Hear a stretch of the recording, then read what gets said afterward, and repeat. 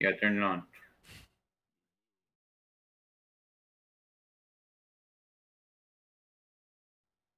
Oh, no, it wasn't. There we go. Welcome to the IDW CleanRoom podcast, the controlled, what is it? A controlled environment for uncontrolled conversations. Today, we are talking about William James, his essay, The Will to Believe, with Marcus, who has a YouTube channel that's linked in the description. I would check it out. He's done his own discussions about William James and a bunch of other stuff.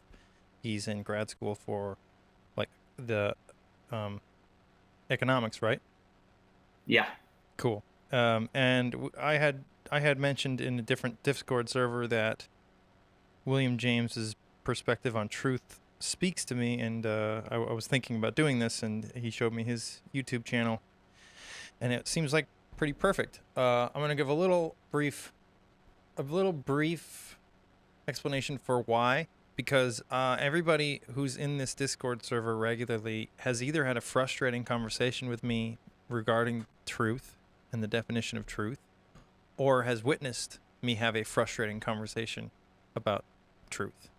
So I thought it might be better to instead use this podcast to delve into it. And honestly, the more in-depth book to do for this topic would be his book called Pragmatism, which came out like 10 years later or something, and really formalizes a lot of the ideas about truth.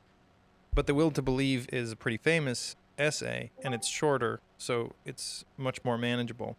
And to use a language that's you're going to learn about if you've never read this before, if you read it and it feels like a live hypothesis to you, then you might be interested in reading Pragmatism, which is a very short book, but really, I think, pretty packed in terms of what it does for thinking about what truth is. So yeah,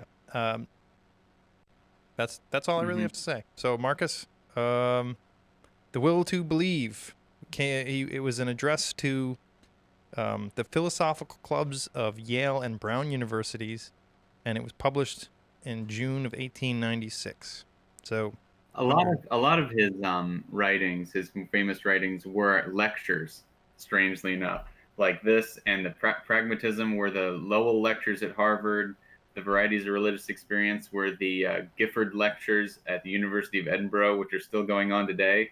And what the essay right after this one in the Will to Believe book was to the YMCA. Believe it or not, he gave really, an essay to the YMCA way back in the day. Yeah, the essay called "Is Life Worth Living" was an address to the Harvard Young Men's Christian Association in 1895. So really. they were just a young group back then. Yeah, 1895. Still for young Christian men, believe it or not. So here's a question for you.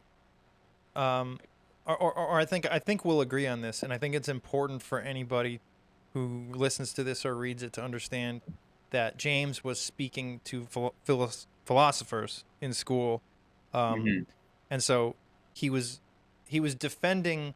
I heard somewhere, maybe it was your podcast. I heard somewhere that after this he wished he had titled it the Right to Believe, um, Yeah. because the will is like he even says in it you can't will yourself to believe anything, and he was really Mm-hmm. just defending the right to believe in something, and actually he goes beyond that and kind of says you have to believe in something. Mm-hmm. Yeah, like I have personally I have milk allergies, right? I Mm-hmm. have an autoimmune reaction to dairy where if I drink dairy, my body goes, "Oh, this is poison, get it out, get it out, get it out," even if it's just a fine thing to have in your body. And I think that essentially what he's trying to do is he's noticing that most academics, at least at the time, he's noticing that it's growing, have an autoimmune reaction to faith or believing Yeah. anything without a little bit of evidence, right? Right. So he's basically saying this stuff is not poison. Let it in. It's not always a good idea. You shouldn't over drink milk. You shouldn't put milk in everything, but it's something worth at least trying. Yeah. So And sometimes it's necessary if it's the only thing you've got. that's a really good way to look at it. There's also like there's a parallel between him and Jordan Peterson, not only in their perspectives of truth, but in their what they're doing in that sense. Sort of trying to defend faith. Um, Mm-hmm.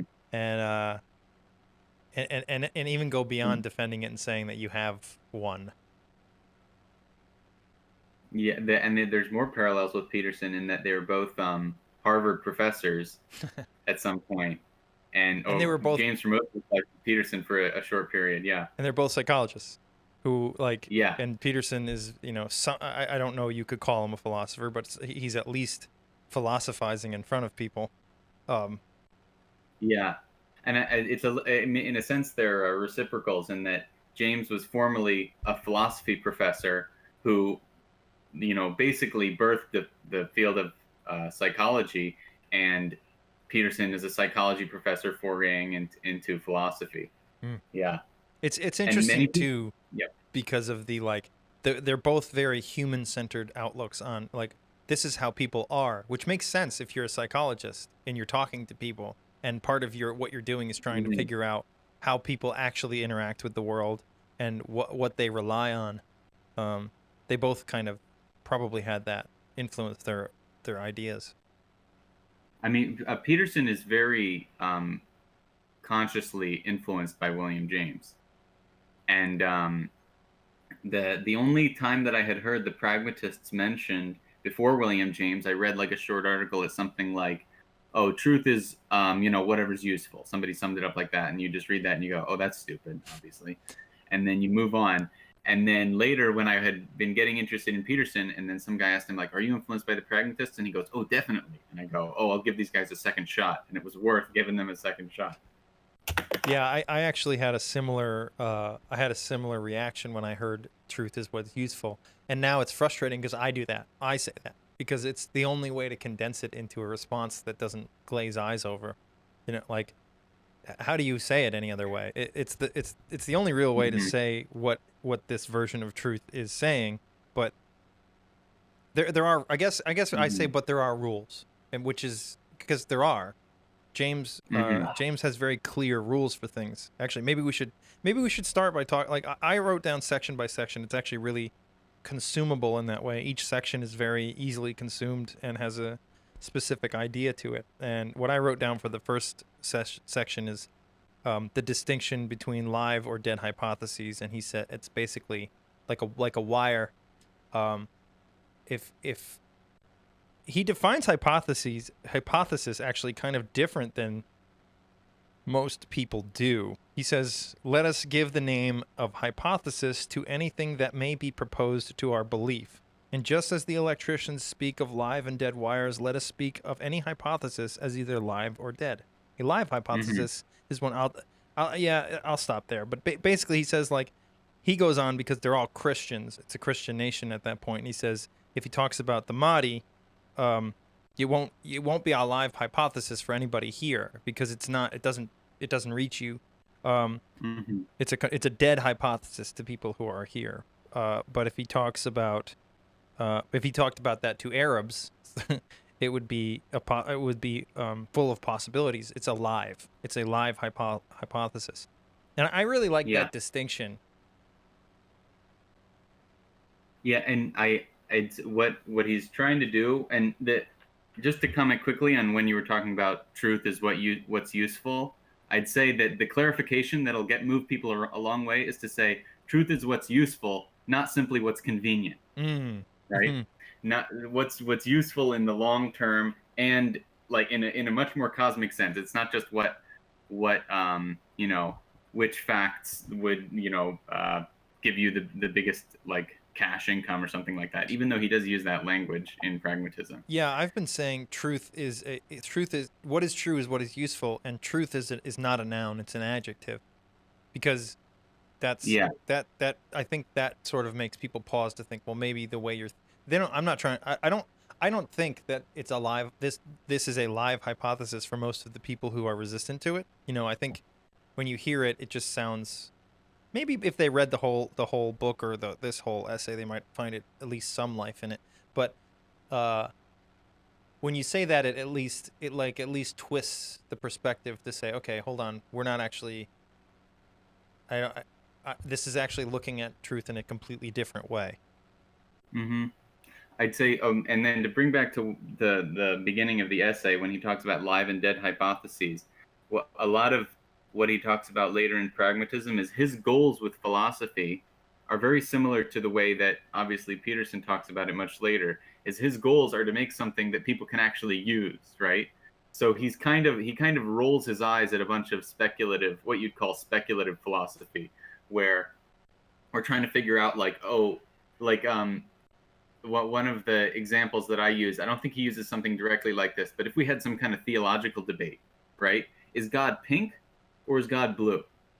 I don't know. Which one is he? You know, is God pink or is God blue?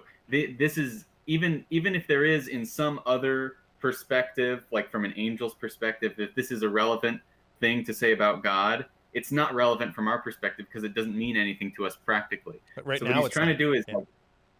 well, yeah, it's not to us right now, but what he's trying to do is rein in philosophy to the realm of possibility. So people are genuinely have these problems. They don't know what decisions to make in the world. And philosophy, it either helps them or it doesn't. So he's trying to restrict it to the realms in which it'll help them. So if you tell someone like, oh yeah, are you going to be a Hindu or a Theravada Buddhist? And then someone goes, I don't even know what that means. That philosophy is not going to help them in this situation. But if you say, hey, are you going to continue going to your church congregation? Are you going to continue believing in the Eucharist? Are you going to continue doing this or that? In the American context, that's much more relevant. Mm-hmm. And Yeah, in a sense, truth has to be restricted to what's relevant. Yeah, he actually. Do you not? Sorry. Oh, go ahead, factfully. Okay, I'll just be quick. Sorry, Jimmy. I think we spoke more or less at the same time. Do you not have two things rubbing up against each other there? Then that which is true and that which is useful, and the risk of instrumental or Machiavellian rationality? It's a good question. Yeah, it's a good question. I think the answer would I mean, I'll see. What do you think, Marcus? Because I think I have my answer, but I'm going to think about how I want to phrase it. Well, I'd have to ask you more directly. What do you mean by a Machiavellian rationality? Well, I get a sense of what you say, like, oh, I'm going to believe this thing strategically so that I can control this other area or something like that. Or even that I'll portend that something is true because it's useful, but useful to a particular group of people. Mm-hmm. And by dint of that, yeah, not necessarily, but in the case I'm proposing, yeah, pernicious to others. Yeah, there's a question. I'll put it on the screen. See if it actually works. Which screen should I be looking at? Mine. Yeah, actually, there. I think it did work. Oh. Yeah, it worked. Curious Apes. Hey, I wonder who this is. What if two people find contradictory truths that are respectively useful to each other, to each of them, but not to each other, not to the other? So I'm trying to think of an example of that. So like two. That's kind of similar to like in that example of what Factly said. Let's say like two people want control of the same land, let's say, and both find useful tactics for taking the land from each side. But when they meet in the middle, it doesn't work anymore. That's how my mind is sort of working with that, and I would say that it for me, it becomes untrue when it stops being useful. But that doesn't answer Factfully's response at our question. Yeah, because I'd say what James has in mind when he says what's true is what's useful, and he doesn't really say that. He kind of balks from that formulation. That's just the simplified formulation that we're going with, and this is the kind of the understanding of James that I'm trying to push away by saying that it's what's useful. It's not merely what's convenient. So yeah, if we're fighting over a small piece of land or something like that, and I can say I'll believe that my ancestors always owned it to justify my claim, and you'll say that my ancestors always owned it to justify your claim. These are useful to us and that they help us get the land, but it's clearly in a very ingenuine sense that it's useful to us, or it's an ingenuine sense of truth. So it's useful to me in the short term specific sense of gaining that land, but it's not useful to me in the larger sense of a I like to say getting closer to God or something like that. but I don't. That's not necessarily how James would phrase it. Yeah. And it's that yeah. That truth is useful forever, I would say, because it's not only how you retain the resource, or rather attain the resource, but it's how you retain the resource. Basically, that useful truth is useful always. I don't think it is useful always. Sorry, Cyborg.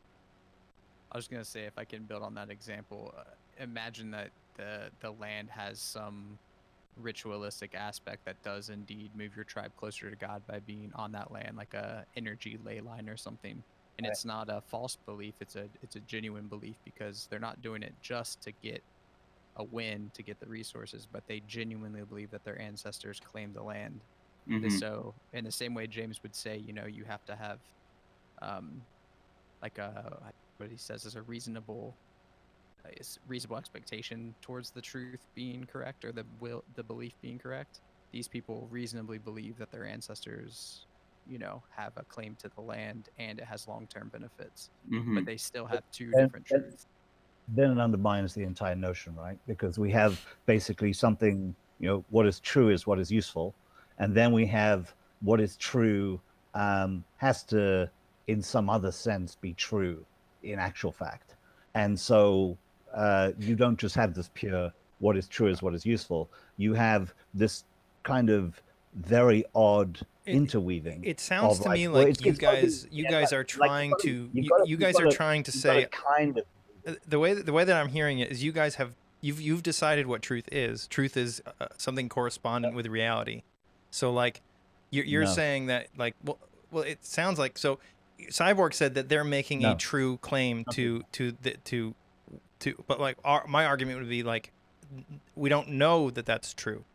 And I think James would agree with that, because he says the difference between an absolutist and an empiricist is an empiricist can never know if they can never be sure that they're what I've said comments neither one way or the other, right? So what is true is what is useful. That you might happen to believe a particular thing, those are different ideas. Okay, so what you're doing is creating this kind of odd chimera of yes, what is true is what is useful, but you also have to believe it, right? And so there are kind of two different things there, because surely whether you believe a thing or not doesn't have a particular bearing on whether it's true. Whether you believe the thing or not doesn't. So no, that's where we disagree. That's where we disagree. That's not necessarily true. So you believe the thing, that means that it's pretty much not universally. Not universally. Only when it's useful. Right. So I might then say that. But you don't get. You don't really. Yeah, it's useful. Sorry. You don't really get to decide what's useful, though. Like ultimately. Okay. Well, then James's definition is completely useless, right? Because you can't ever tell if a thing is actually useful, and if it's only useful if you believe it's true, but you can't ever know it's true. The whole thing just. A thing can be locally useful and globally useless. So like. Every day you walk on a flat Earth, that's locally useful to think of the Earth as flat. But globally, it's not useful. Yes, but in that case, all you're doing is saying that this is useful within these bounds. You can never know what those bounds are. You can never know the downstream effect. You can't say like, it's useful on balance. It could be deeply pernicious on balance. And so, I mean, I'll stop, because I think here we're just hedging into the kind of well-known problems of knowledge, and that would kind of, I think, ruin the conversation that was being had. So that's okay. I'll down. We'll keep going forward, because I think some of the answers will be better answered by the essay itself. Or I was going to say, Marcus, if I might start referencing things outside of the will to believe, and I'm going to try to explain where it came from. So like some of the stuff I'm saying right now is actually coming from pragmatism, not the will to believe. I don't know if that matters. I just feel the need to do that.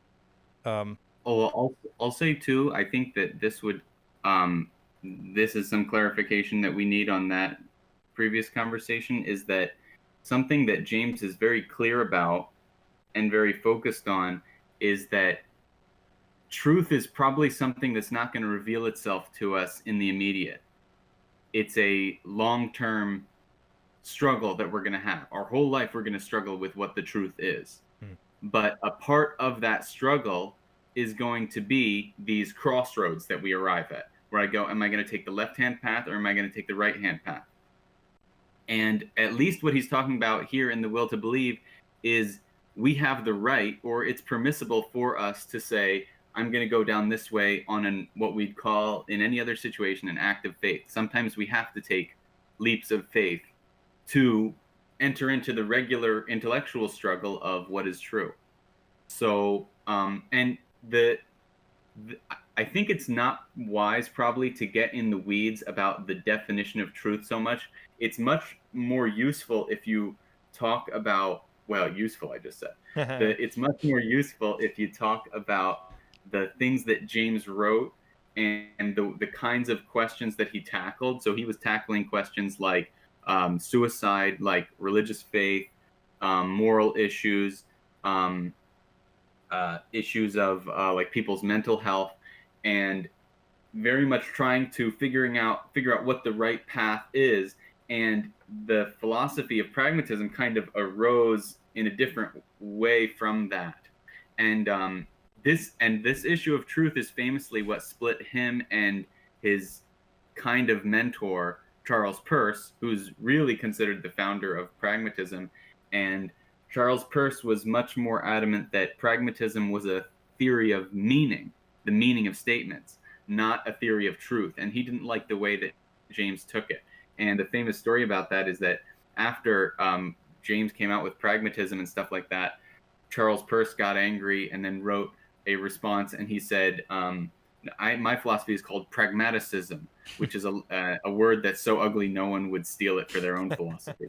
So and then so I think it's probably not wise to jump into the theory of truth discussions, but talking about the arguments that James makes here, I think are disjoint from pragmatism as a framework or a set of a philosophy. And it's really not a set of ideas specifically. That's one of the things that makes it great. Yeah, I think that the discussion about truth will probably happen at the end, and it will devolve. And because I don't think, and I'm not here to convince anybody. I don't think that I will, or James will. But I want to say this while it's in my head. I think it's useful to think of truth in the way you think of beauty. That's the way that I'm seeing it, because what is beautiful? Obviously, beauty exists. Obviously, that there are things that are beautiful, but determining what is like the quintessential beauty is not our relationship with it is not objective. We have a sort of intuition, a belief that that's beauty, that's beautiful. And if I may, I think you have to be careful here, because a lot of physics is revolved around finding formulae which are beautiful, whether or not they're accurate. Well, I would say a truth doesn't have to be accurate. Yeah, and what's the difference between accuracy and beauty? Whether it works or not. Okay. And so it's a utilitarian perspective. But James is definitely not a utilitarian, I don't think. Well, he says that he's profoundly inspired by them, but he isn't one. Well, I think it's easy to get into the extremes of any ideology or perspective and lose account of what you're trying to achieve in the process. I see. I think I understand what you mean by that. Yeah, I just meant it as if you... I think when people hear truth, what they think is a mathematical fact. 2 + 2 = 4. Y = mx + b. These are true things. But James is saying that's those are just I think he calls them in pragmatism's the case. Just those are just the case. They're not truth. Truth is not something that's found there. Truth is something that has to be discovered, I guess, in a way. And actually, the next part in this, he talks about, because in this essay, he's really talking about belief. He's just justifying belief. But you can kind of see, at least to me, you can see the seeds of what's going to end up in pragmatism. Marcus, do you agree with that? Yeah, I'd certainly agree with that. And they're related in that way. Yeah. I think it would be useful for the audience if we, and everyone in the audience, obviously, we recommend to read the essay.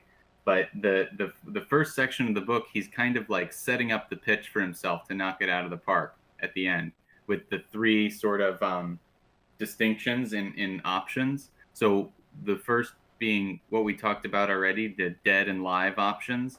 Dead options being things that somebody could tell you, why don't you believe this? You're just not going to believe it. It's not on the table for you. But then he also talks about forced or avoidable options, right? Questions that you can say, I'm going to balk on that one. I'm going to step back on that one. So if I say to you, are you going to go out? Are you going to take an umbrella? Or are you not going to take an umbrella? Oh, well, you can balk on that. You can just not go out, right? You don't need to make that decision. And then the other dimension he adds on is it trivial or is it momentous? Like if you choose this option or that option, is it going to profoundly change the way that you live or not? So if I say, are you going to have like, are you going to have ice in your water or not? Are you going to go to the moon or not? The example that he uses, because it had just happened, I think, was, are you going to take a trip to the South Pole or not? You know? Yeah. And so he says an option that's live, so you can potentially believe it. It's forced. You have to make it now, basically. And it's momentous. It's going to profoundly change the way you do things. He calls this a genuine option. And this is just kind of the frame he sets for himself. Yeah, and he's saying that those are the situations where belief is not only warranted, but actually necessary. I mean, that's my reading. He's at least saying it's warranted. You can't precisely remain agnostic on the issue. Or you can, but it's still a choice. Yeah. Yeah. You're still making a choice. You're still choosing to believe something. You're choosing to believe, not to believe. Yeah. So like if I actually I think this year is full of genuine options. The everything that's happening right now are genuine options, and I don't think that we've made very good choices thus far. But I think this year's a good example because there's so much that's like let's just say, what are you going to do about COVID when it happens? That's a good one because it's clearly live, right? Clearly it matters to you and everybody. It's definitely forced because if you don't make a decision, it's going to happen. And it's definitely momentous because forced means like you have to make a choice. And the momentous is like, if you don't do something, something's going to happen. And I think that's where a lot of confusion has come from the public discussions that we're having about it, because a lot of the choices that governments made or that people made are somewhat faith-based, which is fine. But nobody wants to admit that they have a little bit of faith in these issues, that either the virus is happening or it's not happening. You know, people made a little Pascal's wager with should I or should I not wear a mask, you know? Yes. So as a good. You're good at these transitions. That's the next one, right? Like section. Yeah, that's where he talks about Pascal's wager. So Pascal's wager, for anybody who doesn't know, is basically the idea that he kind of forces people into believing in God, but it's out of fear, because it's sort of if you choose to be a faithful person, and it's wrong, you lose nothing. But if you choose not to be a faithful person and you're wrong, you lose eternity. So the way, and James is kind of, and I'm with him on this, he's kind of saying that's not faith. If that's the reason you're doing it, you're that's a rational decision, you know? He's kind of saying that doesn't actually convince anybody of anything. It doesn't, it's not a live hypothesis. Saying, or he's saying at least that what he says is, interestingly enough, is that it is a pragmatic argument that Pascal is making. So it's a little bit related to what he's doing. And so you can read this essay as an update and a refinement of Pascal's wager. Yeah, right? It's really close to it. And so Pascal wrote the Pensée. I think that's where I think that is where Pascal's wager is from the Pensée. But the Pensée was not published by Pascal. It was all these like kind of scraps all put together, like kind of much after the fact, after Pascal's death. And so Pascal's wager is just like one paragraph, and people have taken it in like very, very distant directions. But basically, James is saying, interestingly, he says something like, it's actually for people who already have faith. Weirdly enough, it's much more of a ward against doubt than something that actually causes faith. Yeah. Because because it's not a live hypothesis. If having faith was not a live hypothesis to you before that, this didn't make it one. Yeah. It still doesn't speak to you. It still doesn't mean anything to you. You're just making a rational choice. There's no belief. He says here, Pascal's argument, instead of being powerless, then seems to be a regular clincher and is the last stroke needed to make our faith in masses and holy water complete. And he's saying specifically a Catholic thing. He wasn't Catholic himself, but it's interesting that he's saying a specifically Catholic, set of ideas there. Mm-hmm. Yeah, and then he starts talking about Clifford, who this is sort of a response to, who's like, if William James was the Jordan Peterson, then Clifford was the, I guess previously Sam Harris, more Richard Dawkins type of person. He very much Sam Harris character. Yeah, anti-theist. He says it's sinful to rely on belief at all. That you should only ever rely on evidence. Yeah, but I think it's very interesting that the title of Clifford's essay is The Ethics of Belief, and in a way he's kind of setting up pragmatism in there, in that he's talking about the ethics are very much like practical, what you should do in the way of belief, right? And then James is saying, oh, we have an ethical disagreement on this. I think it is permissible for people to make acts of faith. In fact, you do it all the time.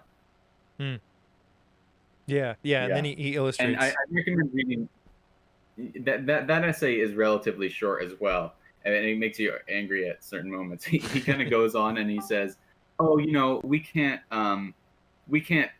have any evidence for the uniformity of nature or anything. I can't prove that the sun is going to come up tomorrow." And then he just kind of goes, but whatever, So he kind of collapses himself in that essay as well. So it's also worth reading so you know who he's fighting up against. Yeah, and I think to really bring it up for the people who are more cynical of this or critical of this is he's really just saying you can believe, and actually you are believing at least in something.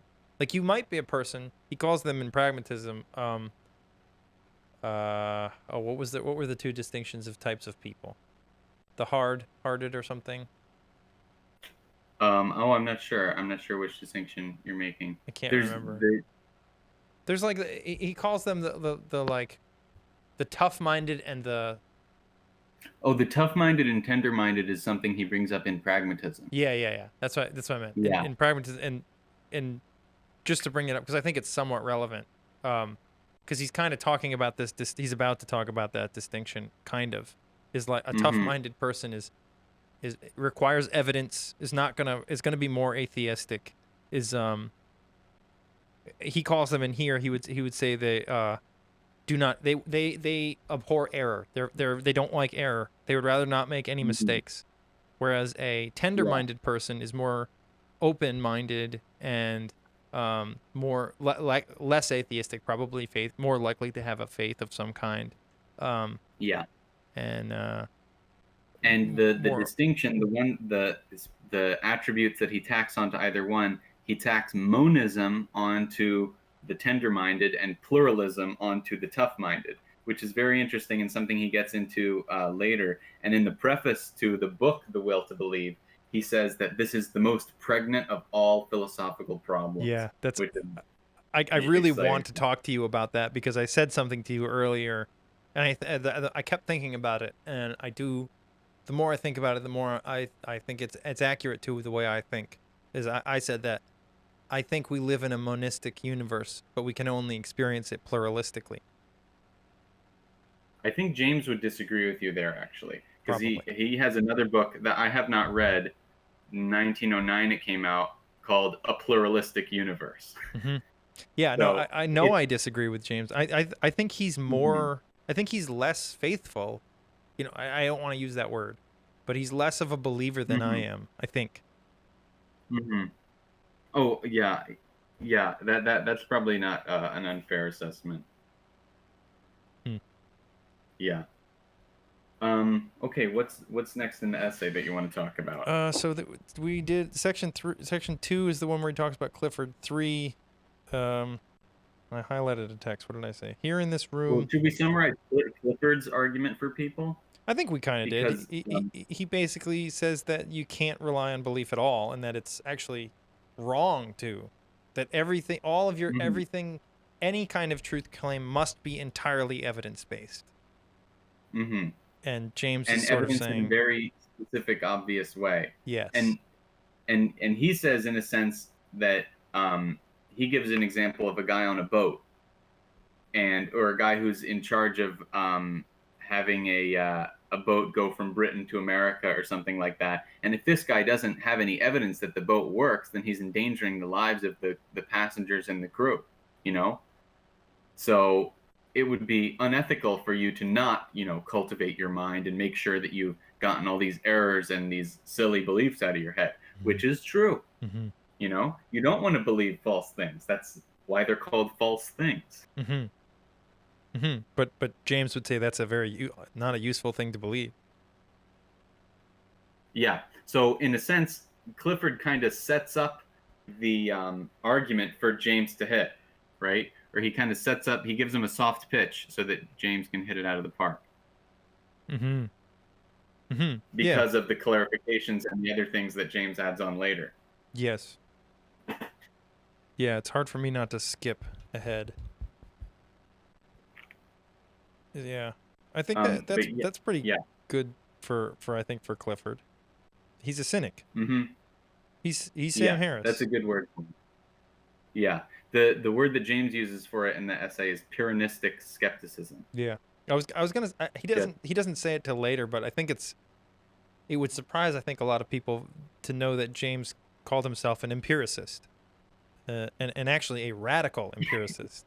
So. And in his view, we can get into this at the end, but in his view, a lot of the so-called empiricists, the non-radical ones, are sort of they're not really empiricists because they're way too limiting what evidence they consider valid. Is that accurate? Yeah, I definitely agree. Yeah, he kind of goes over. We've touched on this a little bit. His distinction that he makes between empiricists and absolutists, just for the purposes of this essay, because he does kind of change that later in his thought. But like absolutists, it's very good definition it's very clear, because I've felt this before. There was a point in the past where I was very much like, I'm a rationalist philosopher, or I think in terms of only rational principles from the ground up, right? And then I'm always waiting for that ding that he talks about, right?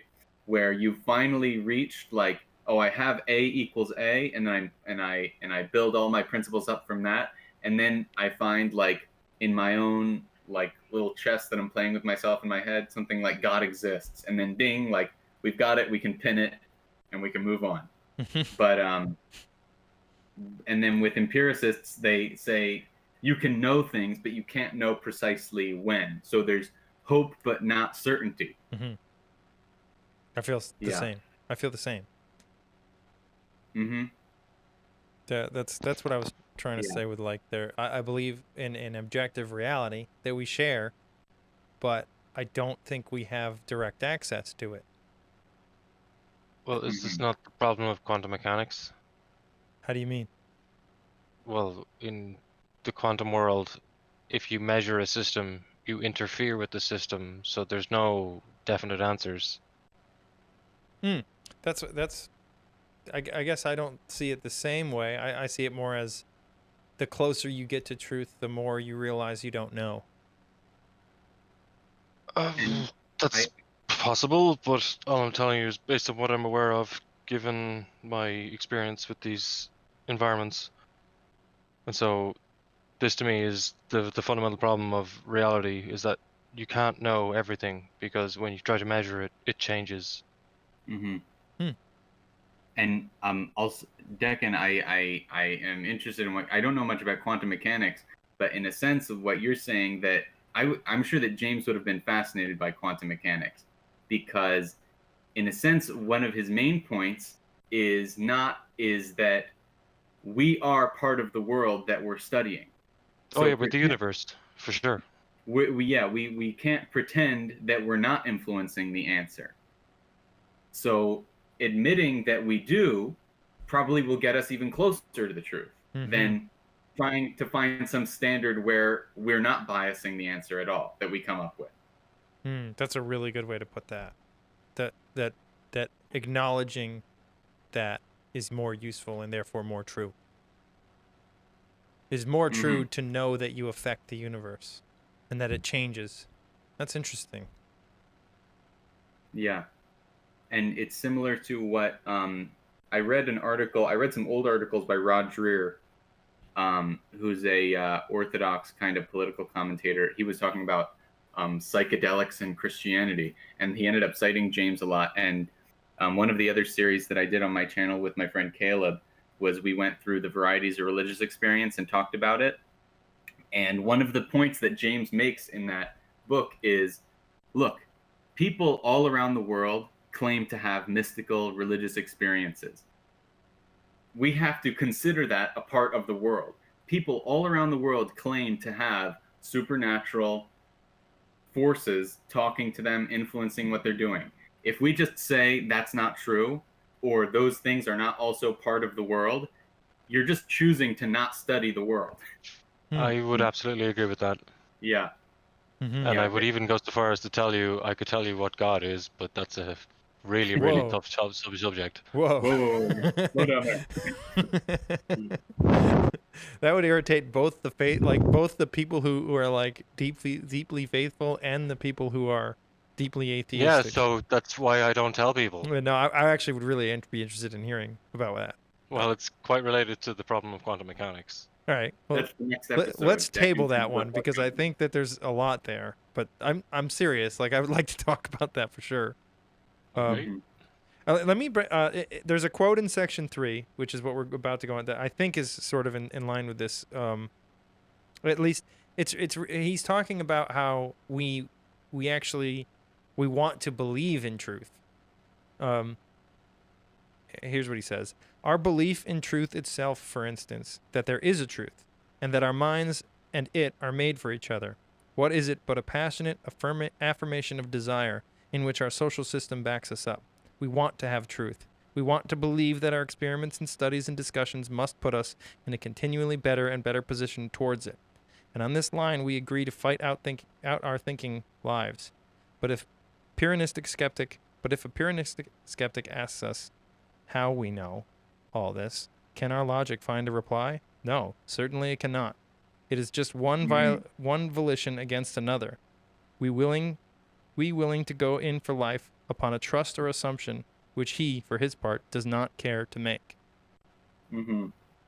So, like, if you're truly skeptical, there's no bottom to it. He makes a very similar case at the beginning of his other essay, which is probably my favorite essay by him, The Moral Philosopher and the Moral Life, where he says, okay, well, so we're trying to do moral philosophy here. We're trying to figure out what ethics is. Let's say we have someone who comes up to us and says, oh, what if there is no ethics? You know, what if there is no good? And then he just says, kind of shut up. Like, that's not what we're doing here. We're not doing that exercise. We're not trying to figure out, is there morality? And he just goes, I've got a question. Like I'm a real person with a real dilemma right in front of me. How am I going to choose A over B? I'm going to have to choose A or B. And so what I'm doing right now is I'm using my mind to help me make that choice, period. Don't tell me there is no good choice. because that's not a good answer. There at least has to be a better choice, or there has to, you know, there would be no point in making choices if there wasn't a distinction between them. So if there's a distinction between them, there must be some grading process. Mm-hmm. And that's where that word usefulness comes sliding in. Yeah. But it's actually a bad word for it because it causes. Yeah, and that's, I don't think he doesn't really use it. No, he doesn't. Much. He doesn't. I do. Yeah. Yeah, it's the best thing we've got right now, but it's, in a way, I think it's a way to get people to say, oh, that's kind of silly up front, so that they research it more, so they can try and debunk it. There's an interesting little bit in here, in this section, where he kind of says that if scientists, why don't they study telepathy? And he said if they found out there was telepathy, they'd hide it. They would, because it would just ruin all of science, because they want to believe in science as a good answer to questions. And like, there's a part of me that goes, no, that's not true. But then it's like, but we've seen this kind of stuff. Like, it's not like all scientists would do this. No, but like it would, there absolutely are scientists who would be like, this knowledge ruins too much. It would be too dangerous. That kind of fits with Kuhn's idea of scientific revolution, that anomalies kind of pile up and they're kind of swept under the rug. So there's enough of them to justify the shift. It also reminded me, in the past few decades, there was the study of astrology, the Mars effect. And though it's mostly been debunked, there was one point where a replication study got positive results and buried those results because the studiers couldn't handle the idea that astrology had some validity to it. Ultimately, the replication itself was flawed, but that's another example of this principle taking place. Wow. When I read that, what I read there is sort of, he's saying, even the world's greatest, truest scientist is a human. I mean, it's for me, it's a sort of religious, you know, humility thing, humbleness. Yeah. And I'll say that I'm glad you brought the telepathy point up, because he takes his own advice there so seriously. Because, well, Charles Peirce at least, and him, they studied like ESP, extrasensory perception. That's something that they were trying to figure out, and they did real experiments on it and tried to see if people have these kinds of extrasensory perception, something that we would just consider gobbledygook today. And he was known to frequent seances and such, and really study that. His wife was big. He was in late 1800s New England, right? This thing was like all the rage, you know, trying to talk to ghosts and such. Sir Arthur Conan Doyle, who wrote the Sherlock Holmes stories, was famous for going and trying to talk to his son who had died, I think, in the Boer War, through these things. And so James was like, he's like a nutty professor in that way, and he entertained that idea. And in the same way, that's what the varieties of religious experience was him genuinely saying, yeah, what if there are other states of consciousness? What if actually God is real and he talks to people, and when people pray, something happens? Like, what if that's real? I'm going to actually try to do a comprehensive study of it. I really want to read that book. It intimidates me a little bit. Yeah. It's a big one. So select chapters are at least worth it. Yeah, I mean, I definitely would find it interesting, just because I am interested in psychology enough, and obviously I'm interested in religion. So, and I think that's why I like James, is because he's always sort of on the border between things. I don't know if you, do you know much about his upbringing? He had a weird upbringing. Yeah, he did have a very strange upbringing. I've read one pretty comprehensive biography of William James that I'll just say now to recommend it to everyone. It's William James in the Maelstrom of American Modernism by Robert Richardson. It's a big thick book, but it's really well written and very good to read. But yeah, his father was apparently his grandfather actually was like a Wild West kind of like guy who like went out and like owned a coal mine and was a crazy guy, like Billy James, they called him, who he was named after. And then, but his son, William James' father, Henry, was actually a philosopher who was, I guess, some kind of, he was also caught up very much in the late 1900s wave of liberal Christianity that we recognize today. 1800s? So, oh yes, late 1800s. Sorry. So like Mary Baker Eddy and Christian Science was a thing in James's time, and that's when it began. And these other strange forms of New England Christianity that were going on, beginning at the time. And his father was kind of a part of that. His father was some kind of theologian, minister, and so he was exposed to many, many ideas. Oh, and his father was like big on getting them a good education. Yeah, that's what I was going to say. He brought them to Germany.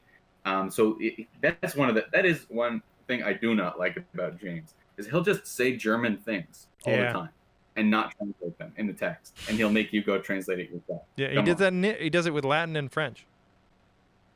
Yeah, and he just says Grenzbegriff, and I go, what the heck is that? You know? Mm-hmm. Yeah.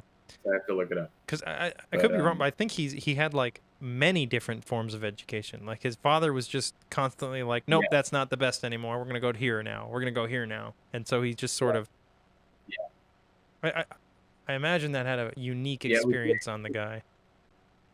It was quite erratic. And then the other major influence on him was, he didn't exactly go to college. He kind of went to college. He went to Harvard Medical School in the 1850s, 60s, which we don't realize, but Harvard was like not that reputable at the time. They were just like, yeah, it's the first college or whatever in America, but it's just another school, you know.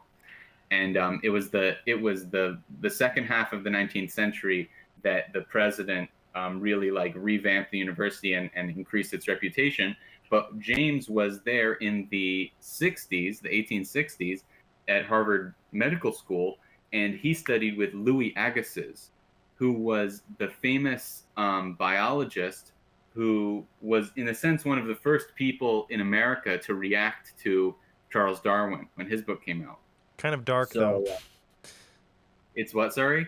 He was kind of a dark person in retrospect. I mean... Yeah, exactly. Yeah, lots of skeletons in the closet there. Yeah. But there's a great picture of William James wearing this like goofy hat and goggles, because James went with Louis Agassiz to Brazil to try to disprove Darwin at some point. So that's a whole fascinating story. They were trying to find like creatures in the river, and it's impossible that they evolved this way, these fish. Yeah, it's really an interesting story. Agassiz himself is just a really interesting... He's like a real live... what's the name of the guy in Moby Dick? Ahab. In a way. Yeah. He's like a real life Ahab, just can't kill that whale, and it drives him nuts. Yeah. He wants to kill the whale of Darwinism. Yeah. So it's very Darwin is a huge influence on pragmatism, quite obviously. Yeah. And so in a way you can think of pragmatism as Darwinism brought into the realm of ideas, in a way. There's a chapter in pragmatism that basically takes, I think it's Kant's ideas, and just updates them using evolution. It's like that's very, a way that you can think of it. Yeah, it's really interesting. Yeah, and that's what I mean. Like he's really into Darwinism, but he's also like spending a lot of energy justifying religious experiences and belief. I like that. Yeah, and in a way, he's trying to straddle both horses. Yeah. Yep. And I think he does so successfully. That's my opinion. I kind of agree, but I think that's a controversial opinion. Yeah. So yeah, I think that's interesting. I imagine that was a big reason why he was able to sort of do what he did, because he, in a lot of his writing, and I think it's why some people don't like it, is it's a little, it can maybe seem a little erratic, because he's sort of jumping between a lot of different things. Yeah, but anyone that's interested in this too should check out. I haven't read it yet, but it has a Pulitzer Prize, so it can't be that bad. The Metaphysical Club by Louis Manon. It's a great book. Have you read it? Yeah, I want to read it again. I've loved that. It's my favorite. I don't know how to describe it though, because it's not about metaphysics. It's like the original. It's like the OG IDW. Sure. Yeah. It does look like a super fascinating book here. Yeah, but it's more like a history book than anything. It's just it is, yeah. Explaining the sort of thought leaders in retrospect who ended up being the thought leaders that sort of responded to the confusion of the Civil War. How do we as a nation have any sort of I feel like a lot of them were trying to answer that question. How do we retain any sense of understanding and like logic and how do we fight this confusion after what just happened in this country? And I think we're still fighting that battle. I don't think we've really. Yeah. His another context thing is that James' brother died in the Civil War. Henry? Not Henry. Henry is his brother that went on to become maybe even more famous than him. Yeah, famous author. I didn't think he died in the Civil War. I didn't know he had another brother. Yeah. Yeah, he had a couple of other brothers and a sister too. Yeah, and he was like, he grew up around Emerson. Yeah. Just a wild guy. Yeah. Regardless of what you think of his ideas, fascinating guy, fascinating life. Same thing with Jordan Peterson. I doubt that the like in-depth biographies that we have of Jordan Peterson in 30 years are going to be like, not interesting. Everyone's going to pick that one up. Probably true. Yeah. So okay, let's section 3. I think that answers that. It's basically he's outlining that we want to believe and that it requires belief. He's really making a case that truth itself requires belief. You have to believe in truth. And then he talks a little bit more about Clifford and how he has no use for Christianity. And then the whole thing with the telepathy thing. Section 4 is really small. I read it as he's just reminding you what a genuine option is. Yeah. Because at this point he said a lot. So a genuine option is live, forced, and monumental. So like it's meaningful. You have to make a decision, and it's temporal, I guess. You have to now. Inaction is a decision. Yeah. With when you frame it with forced options, forced genuine options. When you put that on the table, Clifford seems like kind of whining over, spilled milk. He does. Oh man. Section 5. This is where he talks about relativism a little bit. He sort of like he does it again. He does the thing where he's like, "We're not talking to you. If you're a relativist, this isn't for you. Go away."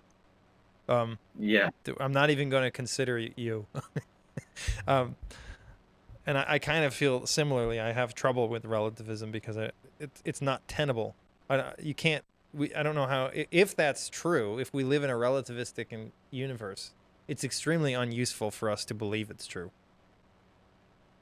In a sense, what he's trying to say is, when we're thinking, we're trying to do something, right?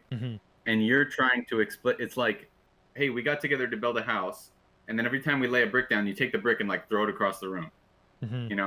Like that's not what we're here to do. We're not here to. It's after we built a little section of it, you can say, oh, let's doubt it, let's stress test it, let's see if this like holds up with the blueprint or something like that. That's okay. Don't worry about it. There's room for that, but you have to put one brick down before you can start questioning it. Yeah, but I think it's important he says it there, because you could read what he's saying and come away with it saying, well, he's just a relativist. He thinks that you can believe whatever you want, that truth is completely relative. But he's not saying that. He's saying there is an objective truth. And then he distinguishes himself further as not an absolutist, because like you said earlier, he does believe in an objective truth, but he doesn't believe he could know it if he knew it. He couldn't know if he had said something true for certain. There's no certainty. Mm-hmm. There's no certainty, but you're allowed to say pretty sure. I'm pretty freaking sure this is true. Mm. Yeah. Yeah, and then he uses some Latin stuff. He uses the scholastics as his quintessential example of rationalists. So these are people that say, oh, like quite obviously these are the virtues, and quite obviously the substance is distinct from the accidents for this and that and the other reason, you know, which it's fine to do scholastic philosophy, and in a sense, in somewhere, I think in Principles of Psychology, or maybe in Varieties of Religious Experience, he says something like, what I'm trying to do is scholasticism plus evolution. So scholasticism, but we don't have so much certainty, and it kind of moves forward in the future. So you have as much like setup, models, ideas, faith as they do in the Catholic Church, but it kind of is a little bit freer to evolve over time. And we don't sort of declare it with so much dogmatism. And in a sense, and then he tests, in a sense, the idea of absolutism and the scholasticism with its practical effects. So he says, what is the great practical effect of absolutism or rationalism, or specifically scholasticism, is the Inquisition. He says, if we drop that absolute certainty, we would be dropping something like the Inquisition. We wouldn't be dropping the whole Catholic Church. Yeah, I feel very similarly. I've talked about it here before. My girlfriend is a Jehovah's Witness, or former Jehovah's Witness, and I know there's some other people on the server who are also Jehovah's Witnesses, but in my experience, that's the problem I have, is there's too much certainty in their faith. To me, that's not faith. I do have a quote. It's like the very last thing. The greatest empiricists among us are only empiricists on reflection. When left to their instincts, they dogmatize like infallible popes. When the Cliffords, one is great. That's the best line in the whole essay. Yeah. When the Cliffords tell us how sinful it is to be Christians on such insufficient evidence, insufficiency is really the last thing they have in mind. For them, the evidence is absolutely sufficient, only it makes the other way. They believe so completely in an anti-Christian order of the universe that there is no living option. Christianity is a dead hypothesis from the start. Yeah, that's the closed-mindedness of open-mindedness. Yes. Yeah. I think it pretty well concludes that section.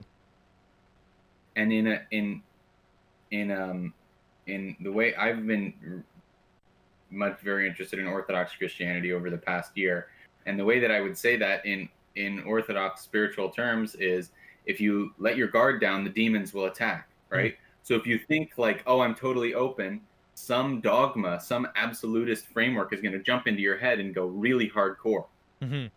Like there's another book that I'd recommend that is inspired partially by this book, by this guy Wayne Booth, that I think we should talk about this towards the end. And I think this is something that you guys would really like to read, is this book that he has that came out in 1971 called Modern Dogma and the Rhetoric of Ascent. And he's writing it in the wake of his culture wars. He was a professor at, I'm not sure where he was a professor, but he was a Mormon, actually. And so he's writing about right after sort of the student riots of the 60s and the whole cultural upheaval that happened.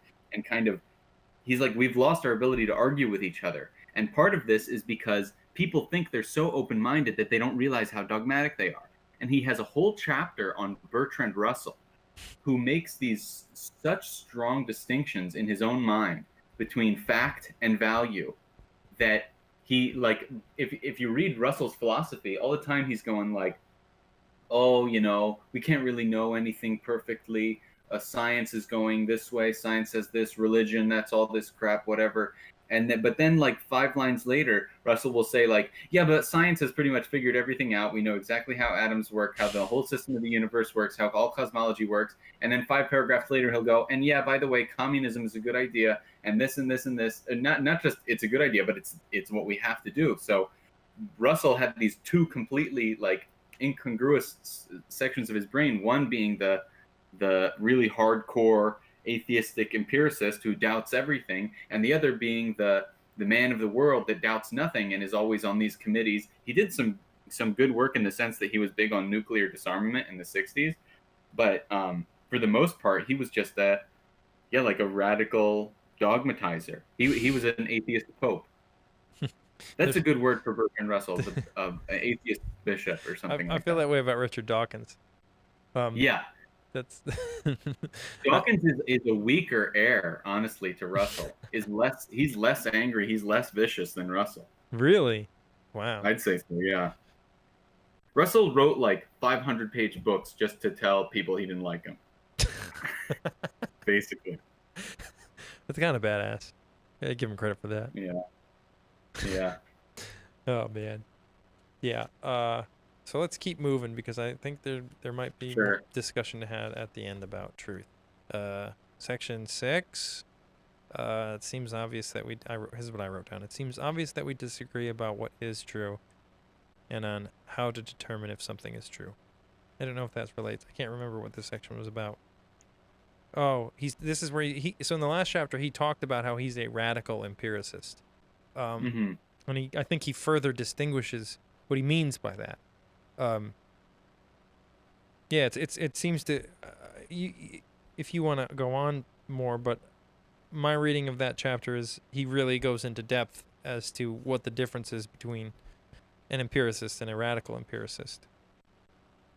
Are you talking about in the preface to the book? In section 6 of the Will to Believe. Okay. Oh, what page are you on? Let me pull it up. I'm on a Kindle, so it doesn't really have. Oh, okay. But yeah, section 6. Yeah. I think it's pretty much what you're talking about. There's absolute certitude. Yeah, this is just more on what you're just talking about. You covered it. I do have a couple quotes. Let's see. They're in the conclusion, so let's see. But please observe now that when as empiricists we give up the doctrine of objective certitude, we do not thereby give up the quest or hope for truth itself. We still pin our faith on its existence and still believe that we gain an ever better position towards it by systematically continuing to roll up our experiences and think. It matters not to an empiricist from what quarter an hypothesis may come to him. He may have acquired it by fair means or by foul. Passion may have whispered or accident suggested it, but if the total drift of thinking continues to confirm it, that is what he means by it being true.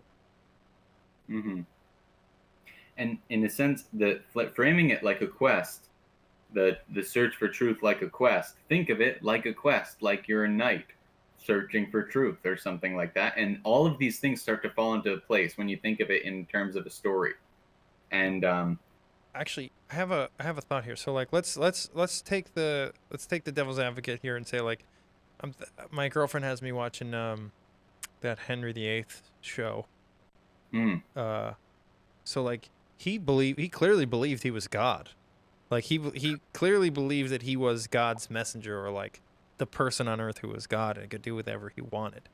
And I think James is not saying that because it was useful for him to think that it was true. It was definitely not useful for everybody else around him. Yeah. So it might have been true to him. For him it felt true. So that's the subjectivity. I think. Yeah, and in a sense, like that belief that Henry VIII is God is not going to last past Henry VIII. Right. And honestly, I don't know what happened to him at the end of his life, but I imagine that if he lived long enough, somebody would have killed him. I would say that if you look back on Henry VIII's life, you can call it impactful, certainly, but I don't know if you could call it successful. And in that sense, believing that he is the supreme head of the church was not useful because it did not make his life successful. He operates in some as not yet defined sense of unity. Yeah, and his believing in that truth functions in a way where I can use it as an example and everybody knows what I'm talking about. So there's truth in that. There's truth in the, well, we're not going to go that way. We're not going to do that. That's sort of it's close to the truth of admitting that we don't know. Like, it's more true to admit you don't know. It's more true to admit that that was a bad idea because we figured that out. Yeah. Did we talk? So, like, one of my favorite things, and I don't know if it happened here or not, but he talks a lot about. I think it's about to happen. Actually, it's in the next section. We must know the truth, and we must avoid error. These are our first and great commandments as would-be knowers. And then he distinguishes, and a lot of people seem to read this as he's saying you're either or, and I don't read it that way. No, yeah, certainly not. It's this is the great analytical clincher, I think, that really clarifies the argument that he's making, is that you can really speak in these terms now, because he's and the fact that he says that these are two separate commands, in that you can follow one and not the other, right? Practically, you can, if you believe everything, you believe all the true things, or if you just let every potential live option just enter, all the true ones you believe. Or if you shut everything out, oh, you've got all the errors out. If you're overly trusting or very gullible, you followed commandment 1 and not 2. But if you're too skeptical, you follow command 2 and not 1. They're separable commandments. Yes. But the actual trouble is following both at the same time. I think the reason people read this as either or is because he's clearly on the offensive against avoid error. Yeah. And that's because of who he's talking to. I think that if he was talking to a group of, to a parish, like of people who are just overly believing in nonsense, he would have said the opposite. But he's talking to people who he sees as having too high a threshold for believing in something. Absolutely. I like that you use the word there, offensive, because it contextualizes us to this practical scenario of a battle. He is absolutely at battle in this. Yeah.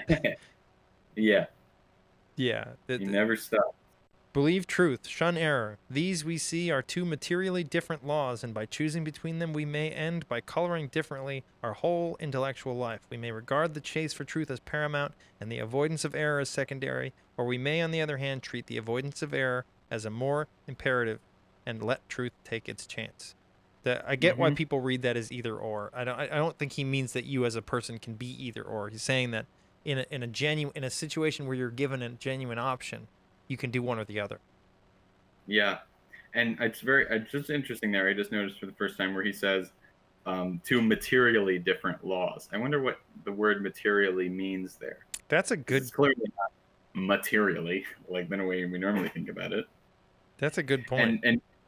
And I actually, if I could just sort of riff on it and try to figure it out myself, when he says materially, he means practically, in that if we think of these as two commandments in front of us, we can manipulate them separately from each other as if they were two separate balls or something like that, and not one ball and we're holding both sides.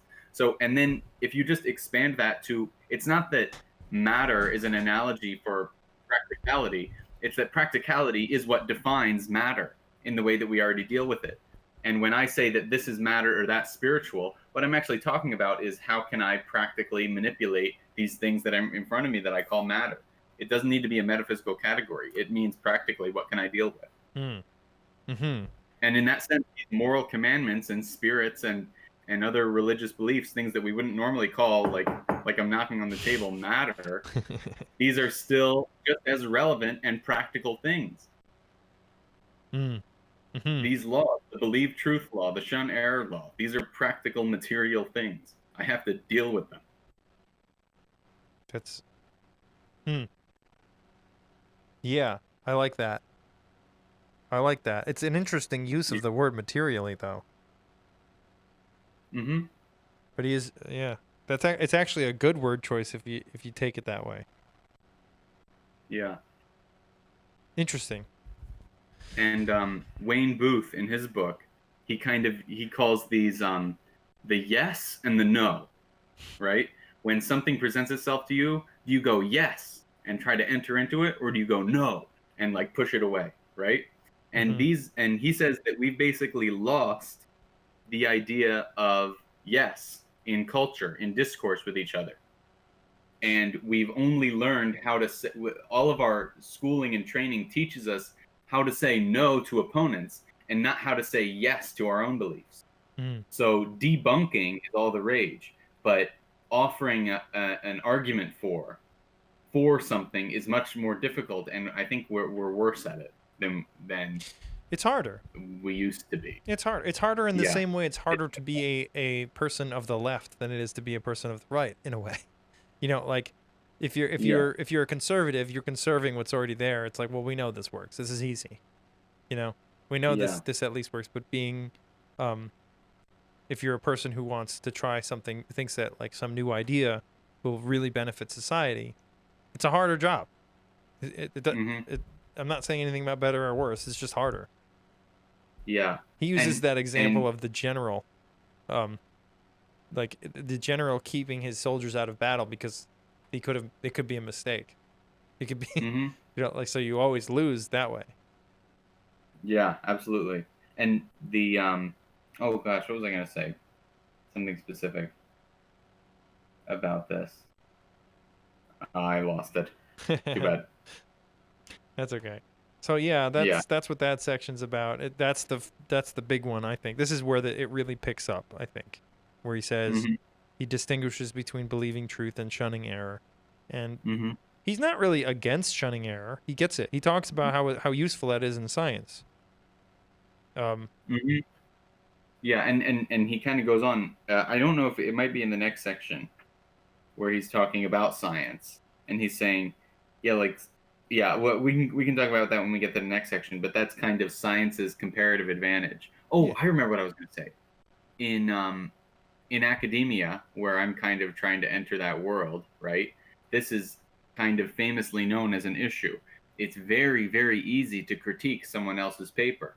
You read their 30-page paper and you go, oh, you forgot to mention this, you didn't consider this angle, you did your math wrong here, you left your data out here. It's not that hard to find an error with some concrete thing that someone else has built. But it is quite difficult to write your own thing that no one else can properly critique, right? So it's very popular to, like, an econometrics paper is typically, the way that it works is it's a simple regression, some x variable on some y variable, to show that something has some kind of effect in the world, right? And so it's very easy. Every single time someone brings a regression paper up, you can say, excuse me, correlation doesn't equal causality, right? How do you not know that it's not your y that's causing your x, whereas you say it's x that's causing y? You can run that critique against any paper. It's so cheap. And some older grad students that were talking to me one time said, when you get in these seminars, you learn to know who the reverse causality guy is, right? There's some guy that just comes to every single seminar, and just every single paper that shows up, they just say, excuse me, reverse causality. And this is like what they build their career on. It's not that hard to build a career on critiquing people. Most like whatever, YouTube commentators, it's not that hard to find a crazy feminist, right? There's crazy feminists, there's crazy anti-feminists. It's not that hard to cherry pick the silliest arguments and attack them. It's true. So it's a lot easier. In a sense, that's another thing you can push against. Because there's always more questions. You can always find the flaw. Yeah. If you're hiding in the crowd, it's very easy to make people look silly. All knowledge is flawed. Yes. So yeah, you play that game till you get to the bottom. Yeah. Really good point. I thought, Marcus. Yeah, there are people the same experience. The correlation does not equal causation. It's such a cliche. It's amazing that people still say it and think that they've said something. But I would add there are ways to show structural connectivity and causal direction. Of course. Yeah. But there is that guy or that girl for sure. Yeah. Yeah, it's worth at least asking. You know. But it's cheap, is my point. Is that it's a cheap answer or a cheap critique, and so therefore the law of demand teaches us when something's cheap, people buy it more. You know. Yeah, especially when they feel it delivers high value. Like, look at me sounding so much wiser than your entire thesis with this little kind of lightsaber of correlation does not equal causation. Yeah. Well, you try writing a thesis. Yeah. It's hard. Yeah, it's a lot harder. Yeah. So in the next section, section 8,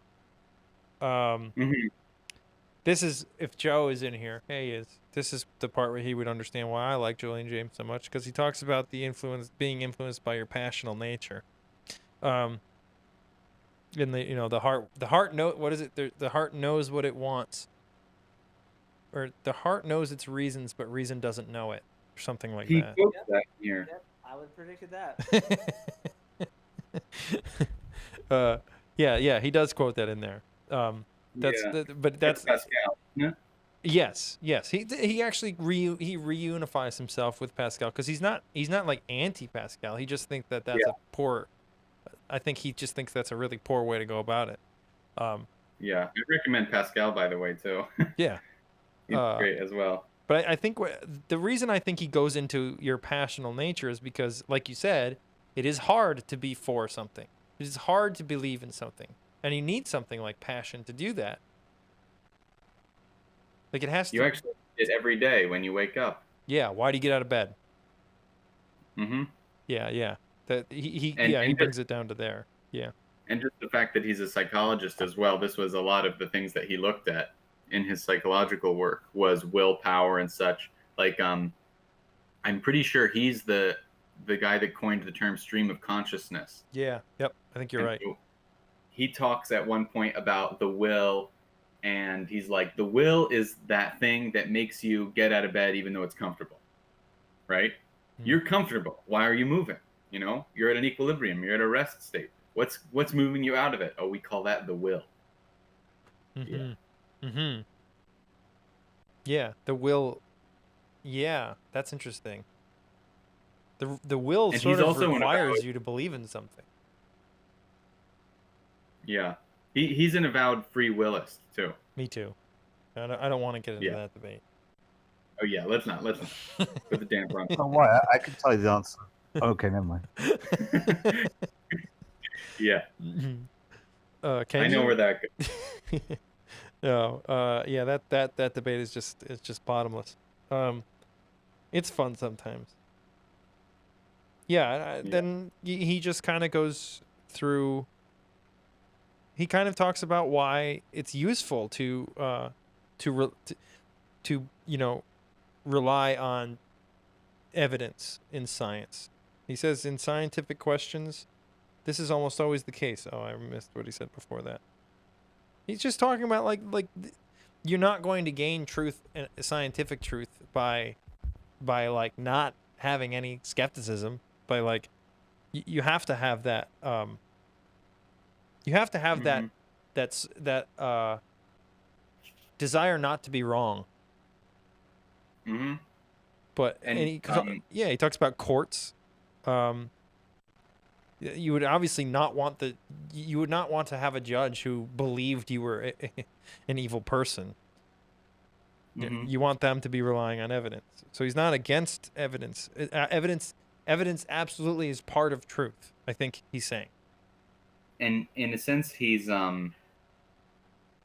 is the section where he admires the ability to shun error, or the inclination to shun error, and he really lauds the success of science. He says science, which interestingly enough, a distinction that you can make here is the scientific choices that he's talking about are not so much forced options. A doctor in a medical setting has genuine options. Mm-hmm. When they're in the middle of surgery, you have genuine options, right? Mm-hmm. But in the medical laboratory, you're not forced to go this way or that way, right? Mm-hmm. You have a different. You're faced with a different set of problems, and so you solve them in a different way in a laboratory. That simply, right? Mm-hmm. And he says that science has been so successful and has created this huge, august, reverent body that some people, in a sense, worship science that way, or they're so impressed by the successes of science that they're now they want everything to be like science, as cool as science is, which he doesn't deny. He's a scientist, right? Mm-hmm. It's certain that science, let's be fair, science is a more certain truth. You know, well, sometimes. I'm more certain. Sometimes. I'm more certain about how fast I will fall out of an airplane based on scientific understanding of gravity. Mm-hmm. But that doesn't mean it's more true than, I don't know. Mm-hmm. Science doesn't. I don't know. I still believe it. Helps to think about. It helps to think about knowledge and knowing as just predictive models. And what you can say is that in some echelons, science provides better predictive models, and in some areas, it's unable to provide any. Yeah, I agree with that. Yeah. Sorry, I didn't mean to talk over you. That I completely agree with you on that. That's a good point. That I think that's where I start to get irritated. Like, I listen to Sam Harris a lot now, but originally he really bothered me because it felt like it feels a lot of times like a lot of people are saying, well, since that can't be explained by science, it definitely can't be true. And I just think that's a crazy thing to say. Mm-hmm. And that the science is not the science is a method that is a pretty good method for the problems it's there for. And so he's not saying to dismiss it, but he's not saying to expand it too ambitiously, in a sense, or to treat every question like it's a scientific question. This is a distinction that John Dewey brings up later. I'm not as big of a fan of John Dewey. Me neither. But he says he has a distinction. One of his summaries of pragmatism is there's common sense problems, like kind of like, oh, I feel like I have a problem. I need to make a decision. I don't know what to do. I'm confronted with some kind of problem, and then I come up with a satisfactory solution to it. And then there's scientific problems, which are kind of a subset of common sense problem. You know, so they're different. They're different world. They're not divorced, totally separate worlds, but it's kind of like different modes. Like, are you at the gym or are you like in battle? They're different kinds of working out. It's interesting. Sorry, go ahead, factfully. I was just going to say, I'm reminded there of Stephen Jay Gould's NOMA, non-overlapping magisteria. But I would say, though, that the history of ideas seems to reveal so many things that were thought to be completely beyond the province purview, much less tractable, principled explanation of science. And that area has just grown in leaps and bounds at the consistent receding of all the things that were said to be, far beyond its grasp and reach. I'm not I'm not scientistic to the sense that I think that all knowledge, will cleave to the scientific method, but it is a thing where the boundaries of this non-overlap have swayed ever more in, to the expanse, the capaciousness of the ability of science to explain things said previously to be outside of its view, to be category errors, effectively. And the category of what science, the things upon which science has purchase, has just expanded dramatically in the last 100, 200 years. That's fair. I understand. I think it'll actually continue to do so. I don't think it's there are certain things that, like you said, that science just has no answer to. But I don't think we can say that there's no truth in those situations. Like, I was just thinking that if you took a really scientistic perspective, I feel like you would have to be a moral relativist. You would have to say, that's why I'm very confused by Sam Harris. That's like with the well-being thing. I'm fine with the outlook, but it's definitely not like a truism. It's not like scientifically proven. I'd be fine with his perspective if he would just acknowledge that it's a belief structure, because it is. What else do we have? I agree. I totally agree. But I think the argument is there is truth in belief. There's truth that can be found.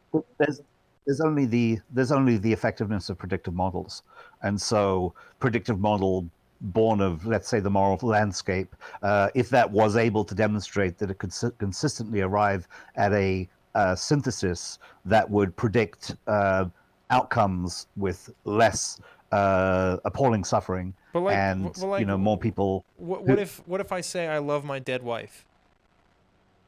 I mean, that can be true with that, but it's not predictive of anything. I mean, you'd have no way. It might be useful predictive for me. of anything. What is it predictive of anything? Well, when you say you love your dead wife, okay, it may be predictive, given the way that you say it, the time at which you say it. It may be predictive of your entering into a future marriage, right? For a lot of people who are like, sorry, still love my dead wife, they can't get married for years afterwards. There's a high coincidence between the ardent expression of I love my dead wife and I'm not ready to marry. Doesn't mean that you won't, but it is predictive. For you to say that like there's just nothing you can hew from that, I could speak lyrically and bore you for the better part of half an hour about all the things that could be derived from that. Yeah, but I don't necessarily agree, because what if you love your dead wife so much that it's so painful to be without her that you just marry somebody to be less alone? Because that you understand what it means to be predictive of, right? It doesn't mean in every case this will happen. It's a machine of the Newtonian sort. It's probabilistic. Oh, okay. Fair. I'd say to you factually, I think this is the way that James might respond to what you're saying is true. Well, the outcome, especially with the moral landscape that you were talking there, in a sense, if Sam Harris puts forward that well-being is this catch-all term for what we all mean with morality, and that's kind of where, if I understand you correctly, that's kind of where all these different moral systems synthesize. The way that James would respond is, sure, and that synthesis is dependent on people in their daily lives willing and believing and acting on passion and faith in various aspects, but also the universe responding and, in a sense, the grand conversation of creation with the creator coming to certain points of history or certain moments or certain realizations. Yes, I understand you would say that, and he would never be invited back on Sam Harris's podcast. Yeah, I get the point. It's like a totally different sort of a view of actually not the world, but of meaning and reality. So yeah. I think the big thing for me anyway was when you started seeing truth not as just a word. Like, that's why I bring up beauty, and I'm sorry to do it again, but not just a word, but something that requires an entire philosophy to understand. Like, we do that with the word knowledge, right? That's what epistemology is. If you an epistemological framework is something that is philosophically defended, and I feel like truth is the same. Truth has eletheology, and I don't know what you would call beauty. I'm sure there's a philosophy for it. What I do, if we want to get a little bit into the truth discussion, is the better formulation that James has of the pragmatist conception of truth is later on in Pragmatism, where he says truth is the good in the way of belief.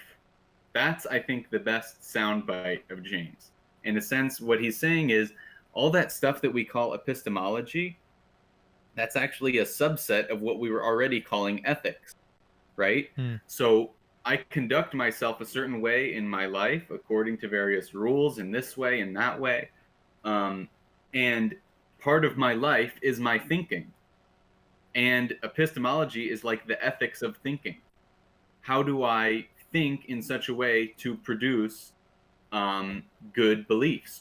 A good belief, what I should believe, is just interchangeable with true belief. And aesthetics is a similar thing. What should I pursue as beautiful? I understand how they feed back on each other, and it's not exactly foundational, but the point is we're already in the stream. Yeah, I think the should distinction is a good one, because it's like Hume's guillotine. If you view truth as I think the way that most people, at least here, think of truth, like I don't think religious people think of truth this way. Like generally think of truth the way we think of it, as as not something that is just facts. It's on the other side of the guillotine. It's part of the ought. What is true is definitely part of the ought. It's not part of the is. Yeah, and the other thinker that I'm very influenced by in the past couple of years is Adam Smith, right? The founder of modern economics as an economics student, right? And Adam Smith was good friends with David Hume. And so David Hume later on in his life kind of relaxed that is-ought distinction, right? Because we think of him as being this radical skeptic about everything. But after he wrote like the treatise on human nature that we all cite him for, he wrote a 6-volume, huge history of England, which is what he was known for in his day, was as the historian or popular historian David Hume, right? And so I think, in a sense, this is an argument that I would want to make, is that David Hume and Adam Smith were pragmatists before the name, right? And in that they talked like this. They very much talked about kind of practical empiricism and practical morality in an empiricist kind of sense. I do believe in Hume's guillotine. I don't believe you can derive an ought from an is. I don't think. Sure. And I think that the way that James answers that is, okay, but you kind of got so obsessed with the is that you forgot about the ought. Yes. And now you're stuck on the is side. Yeah. I agree with that. He does, he says, focus on the ought and make the is a subset of the ought. Oh, maybe it's true. Maybe it's more true to say truth actually does bridge that gap, but we have no access to it. So there are is truths and there are ought truths. But how they bridge, we don't have access to. Not perfectly. We don't have any certainty. I just think Hume didn't understand, no fault of his own, but enough about the evolution of creatures like ourselves, that all of our oughts and drives are grandparented in by evolutionary processes. So we're driven to oughts, and the oughts aren't derived from explicit ises in the world, but our moral intuitions are the long process of evolution, and that's where they come from. He just had no idea, so he was talking about human nature in a way that didn't really understand the genesis of human nature, and so he's talking about something which relates to what he saw and what he understood, but doesn't relate to human nature as we've come to know it. So are you saying that as that's what you believe, or that's what it is? Human drives, the oughts, the intentions, were there long before Hume, long before philosophy, long even before explicit ethics. But people just decided not to kill every baby, mostly to just try and protect babies. They're like, why are we doing this? Like, you really can't come up with a reason for this. So it's clear that Hume didn't have a conception of such a sort of a gradually furnished set of intentions around satelliting things which are, prosaically, obvious to the continued evolutionary furtherance of particular species of hominid. To him, it seemed that they must have been come up with some way and then kind of enculturated. But the nature of human nature is just, in fact, the nature, and that's excluded from so much of Hume's writings, that the oughts, if you just, I suppose, in the artificial distinction that Hume and others might have posed between us and other animals, we don't look at other animals and say, don't they realize that what they're doing is philosophically untenable? It's like, no, they're just like us. We just have another layer, which is consciousness, and we argue about it with each other, what's in there. But Hume wasn't to know how what was in there got there, is the only point I'm making. I disagree in some sense, actually, about Hume specifically, because the way that he does ethics is like proto-evolutionary, too.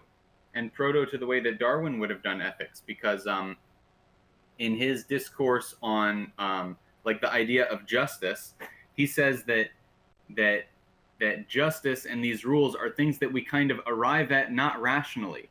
And Friedrich Hayek is a big influence on me as well. And if you read his book, The Fatal Conceit, he talks, this is essentially his main point in that book, and is drawing from Hume, that the rules of our morality are not the conclusions of our reason. And that Hume kind of understood it, even if he didn't have a sense of Darwinian speciation, understood that rules kind of, we don't know where they begin, and they kind of arrive slowly over time. It's not necessarily random, but it's a relationship between what we decide to do and how the environment responds to us. And I do think that this is kind of a buried dimension of Hume. Is his actual ethical thought was evolutionary in a way. Yeah, but I mean, I did say that he thought it was by process of cultural evolution, right? People come up with this. He didn't realize that it was by the coincidence of primarily genetic evolution with the laterally arrived cultural layer that was trying to make sense of it. So I think we're pretty close there. It's a fine distinction, but yeah, okay. Broadly agree. Okay. Interesting. But I guess my question is, are you saying you know that's where oughts come from? Probabilistically, it seems foolish to deny, unless you propose some kind of élan vital that drives species, with which we've long dispensed. I don't think they derive their oughts from anything other than just basically that they are particular models of particular phenotypes surviving in eco niches, and the nature of those non-equilibrium steady state systems that we refer to as living systems. This is essential to their continuance. So I'm just trying to understand, because I mean, I know I disagree. I just want to make sure I understand. And I love it when people say that. Great. I know I disagree because I'm religious and you're not. That's why. But like, so are you saying then like the evolutionary drive is at its like absolute origin is just kind of random? That like I don't mean like, you know, just somebody rolled dice. I mean like it wouldn't necessarily have happened that way. Yes. Yeah, that is what I'm saying. So there are many animals, for instance, that do eat their young, and they do so because they're in a different instance of resource efficiency and inefficiency than us, and so quite common. But it's also the case that in certain human cultures, you know, things that we would consider of that sort, close to that sort, in fact, exactly that sort, have been customary. And so, yes, I think that and much else about what you might, as a religious person, take to be absolute evidence of God's ordination of what is right. We would get to, obviously, a religion versus a let's say something which was at least outside the framework of your notion of where it is that morals came from. You could look at the mirror of human nature and say, it's just so like what God wants us to do. It's obvious it came from God. But really, you're just looking in the mirror. I get that.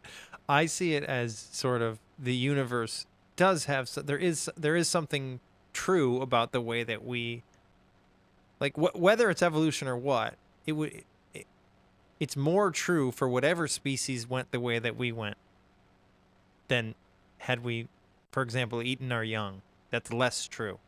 We wouldn't have gotten to a place where we could think about it or have this conversation. No, not necessarily true.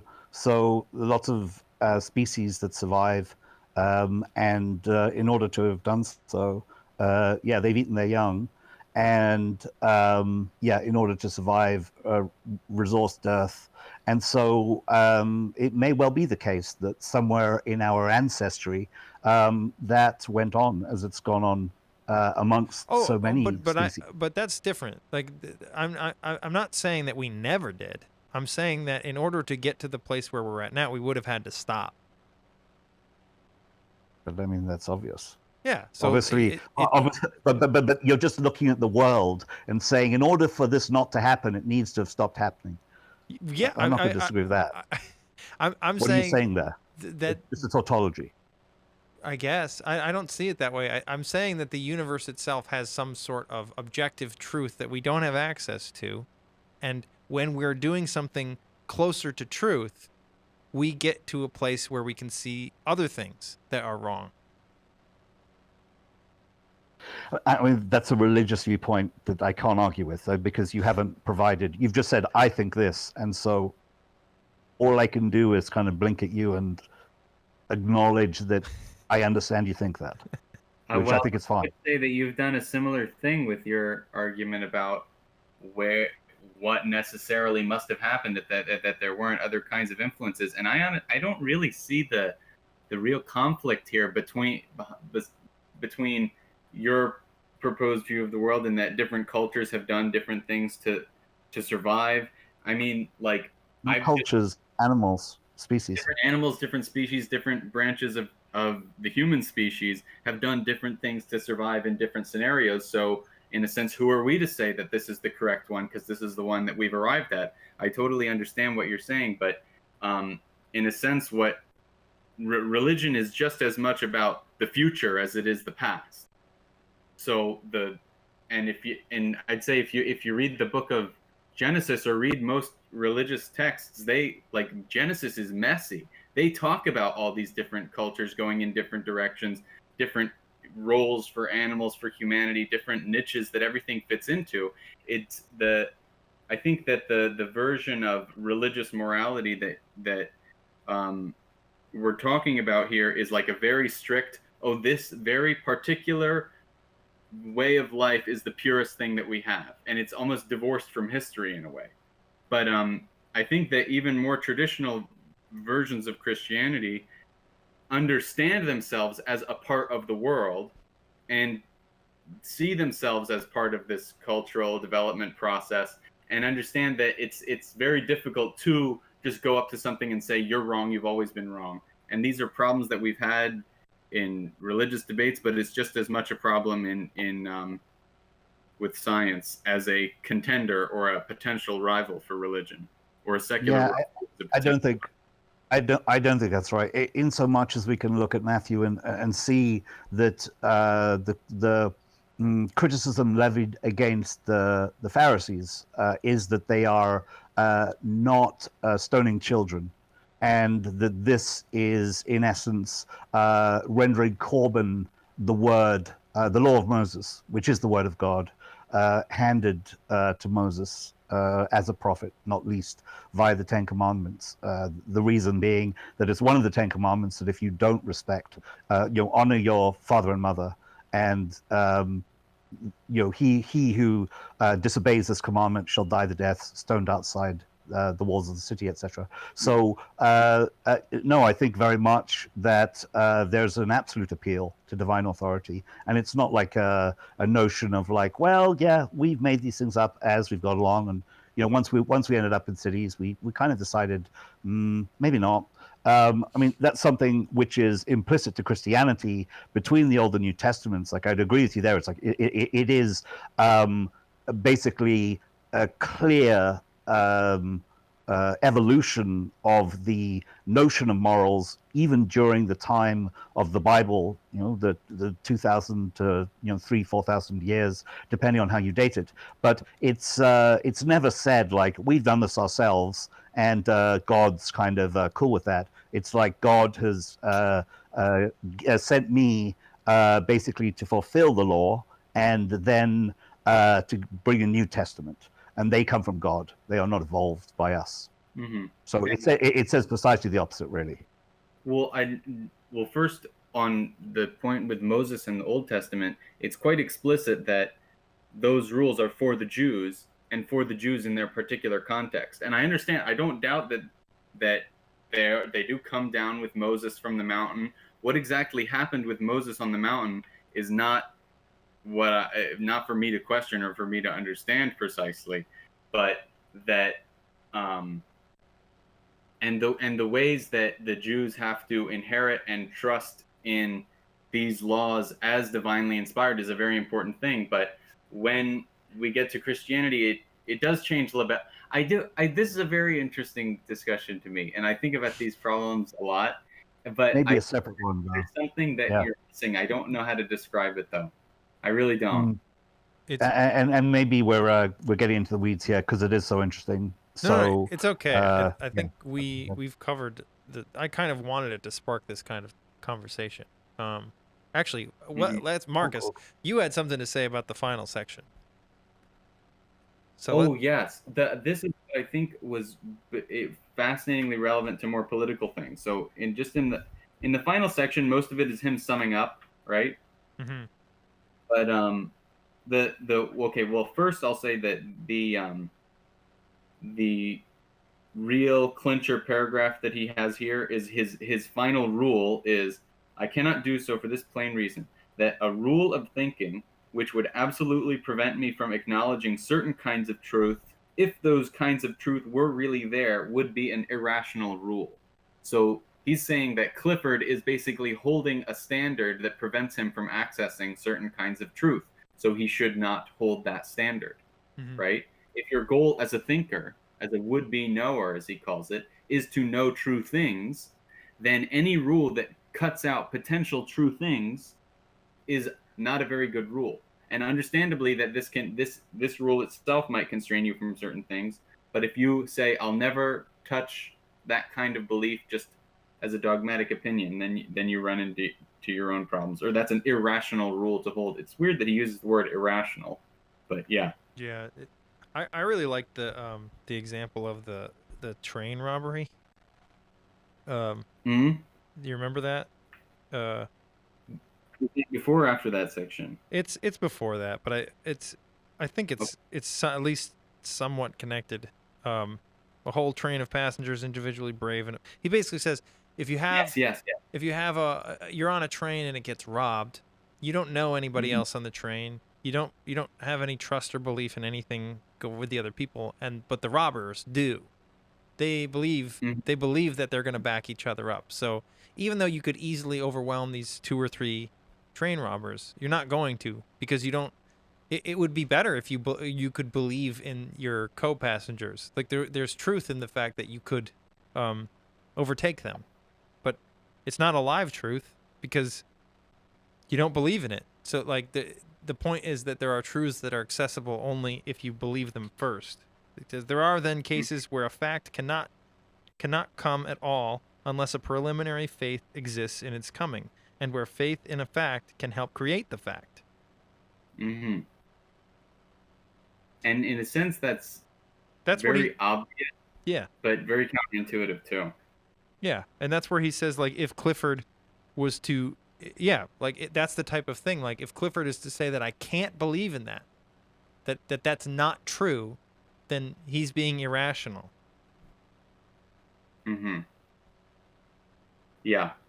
And it's unclear, like with his boat example, how exactly does he propose to test if the boat is safe other than, running the boat around the harbor a little bit? Which would require at least a minimal amount of faith that it works. Right. Yeah. Yeah. I agree with you. That's interesting though, because can you read the quote again that you had with I wanted to bring that up for that reason, to explain what he's saying. Clifford is saying you're not allowed to believe in. A rule of thinking which would absolutely prevent me from acknowledging certain kinds of truth, if those kinds of truth were really there, would be an irrational rule. That's interesting. And it's a strange word, irrational. Yeah. How do you connect that to the political stuff? Well, the political stuff comes a little bit later. Sorry, this was something else I brought up. Oh, you're good. That's also that I missed because I wanted to bring it up too. Where this connects, I think this thing is his anti-Descartes position, or his anti-modern philosophy position. Because if you think of like Descartes' system of universal doubt, it's the exact opposite of this rule, where he's saying a rule of thinking which would possibly allow a potentially false belief to enter into my head is an irrational rule. it's the same rule but for the other belief. So basically, James is saying you can go on the sometimes yes route or the sometimes no route, and quite obviously you have to go on the yes route. That's just what we're doing. That's what life is to go on the yes route. We're already there. It's not really like a question. He's telling you where you already are. And in the Modern Dogma and the Rhetoric of Ascent book by Wayne Booth that I mentioned earlier, he calls this systematic assent as opposed to systematic doubt of Descartes. And so, but I think it captures, if you go further into it, it captures the sort of the spirit of enlightenment that we do want to question things. But so Descartes, the systematic doubt strategy is kind of critique and doubt every single institution or belief or thing possible until we find the absolute solid foundational versions, and then we can build up from there. Then everything that we let into the gate of our mind we know is a true belief, right? But then on the other side, he says, but then you're telling all these people to leave, that they can't come in. You end up with an empty party, and you end up with nothing, right? And so the other side is the rhetoric of ascent, which is believe as many things as you possibly can, and then start cutting things away from there. And then you end up with a much more lively party. So have a world invite and a blacklist instead of a who should I invite? Instead of a very strict list to invite the whole world and then have a blacklist. It's a better strategy. It's not a final strategy, but it's a better beginning strategy. Right. It's that's interesting. They're like defining the edges. Where's the edge of like how you the edge of doubt, the edge of certainty, and the edge of possible truth. In artificial intelligence, you just call this increasing the search space. So the thing about it is it's computationally very expensive. And so that's why we have cultures, is if you're in a particular milieu, it just doesn't pay to spend all that resource because it's so costly. If everyone was to proceed as if they were a Cartesian philosopher. So yeah, that's but definitely you end up with a livelier party, but probably only a party that philosophers can go to. And as a pragmatic person who's, let's say, involved in a trade, if before you pick up your plane to begin your day's work on lumber, you had to go through that process, you'd last one day in that job and you wouldn't ever get to the wood. So good for philosophers, though, definitely. Yeah, that's a really good. That's why pragmatism is a really good word for it, because it's practical. This is a more and I think like the fact that he was a psychologist is not irrelevant. Probably talking to people who are like that, that's like what hyper anxious and depressed people are like. Just like exactly, too many options. Yeah. Too much thought, too much rumination, too much recursiveness. Yeah. Right. And honestly, I'm not going to say like there's no problems with faith or belief, but your average Christian person is usually a pretty active member of their community. Like they're doing things. They're not perfect. I'm not trying to say that. They err in a different way. But like you don't have a ton of depression in my experience with like your average faithful person. It depends. It depends. And that's a little bit what James's Varieties of Religious Experience comments on, is one of the chapters is on people that are religiously motivated through depression in a way. And that's its own experience of, or he calls that the sick-souled mind. So there's a really cool book that I read by a modern day philosopher who's comparing and contrasting James's view of religion and Freud's view of religion. And he brings up something in that book that after Mother Teresa died, they found her diaries, and it turns out her whole life she was very depressed and anxious the whole time. But the faith was a part of dealing with the anxiety and the depression. Not that it was an excuse or a cop-out or something like that, but she was an anxious, depressed person, and the faith was in conversation with that. That makes sense. At some points in her diary also, she wasn't much of a believer either. So she was not the most Christian of Christians. But Jimmy, just to say that the delineation, and most of the are you reporting a sort of anecdote of your general experience of religious people? Well, there's been some study on this. I've not looked at it recently, but it yes, basic demonstration that religious people on average tend to have lower incidences, not to a massive degree, but to a statistically significant degree, lower incidences of clinically diagnosable depressions, and also some evidence that they recover faster from depressive episodes when they have them. But that the effect is almost entirely dissipated once those people are not engaged in their communities. And so this is not to say that the belief itself has no effect, but that it has the majority of its effect in the engagement of a Christian community. So yeah, you don't, for instance, in countries where there are very high levels of irreligiosity, you don't have massive epidemics of depression. Many of the happiest, quote unquote, lowest depression on average countries in the world are secular, with low levels of explicit belief in religions themselves. That makes perfect sense to me, actually. I guess I would somewhat argue that the ability to have that kind of community requires some amount of belief. It doesn't have to be a religious belief in that way, but it requires an amount of belief that I think is hard to have without a system in place. Yes, and rituals. I think you're really right. Yeah, I've been to a fair few sort of atheist get-togethers, and it's just nothing like a church bake sale. Like, people are disagreeable, it's just not the same. Yeah, it's no cure for depression. Put it that way. Yeah, and your point about that makes a lot of sense. That if you take them out of the community. Not that belief has no effect, but like if you take the what's the 80-20 principle, whatever that is, there's probably like maybe 5% of people who of anything who are so affected by it, who are so into it, so devoted to it. This doesn't have to be religion. It could be science. It could be anything that take them out of the environment that helps produce it, and they still are able to do it. Like, that's not many people. If you take all religious people out of the church and you just put them on individual islands alone, very few of them are going to be like, monks. Yeah. But then I'd wonder the counterfactual kind of things that you would need to do to study that too is study the life of something like monks, but the data that you would have to do to collect like a reasonable study without biases is basically impossible for that.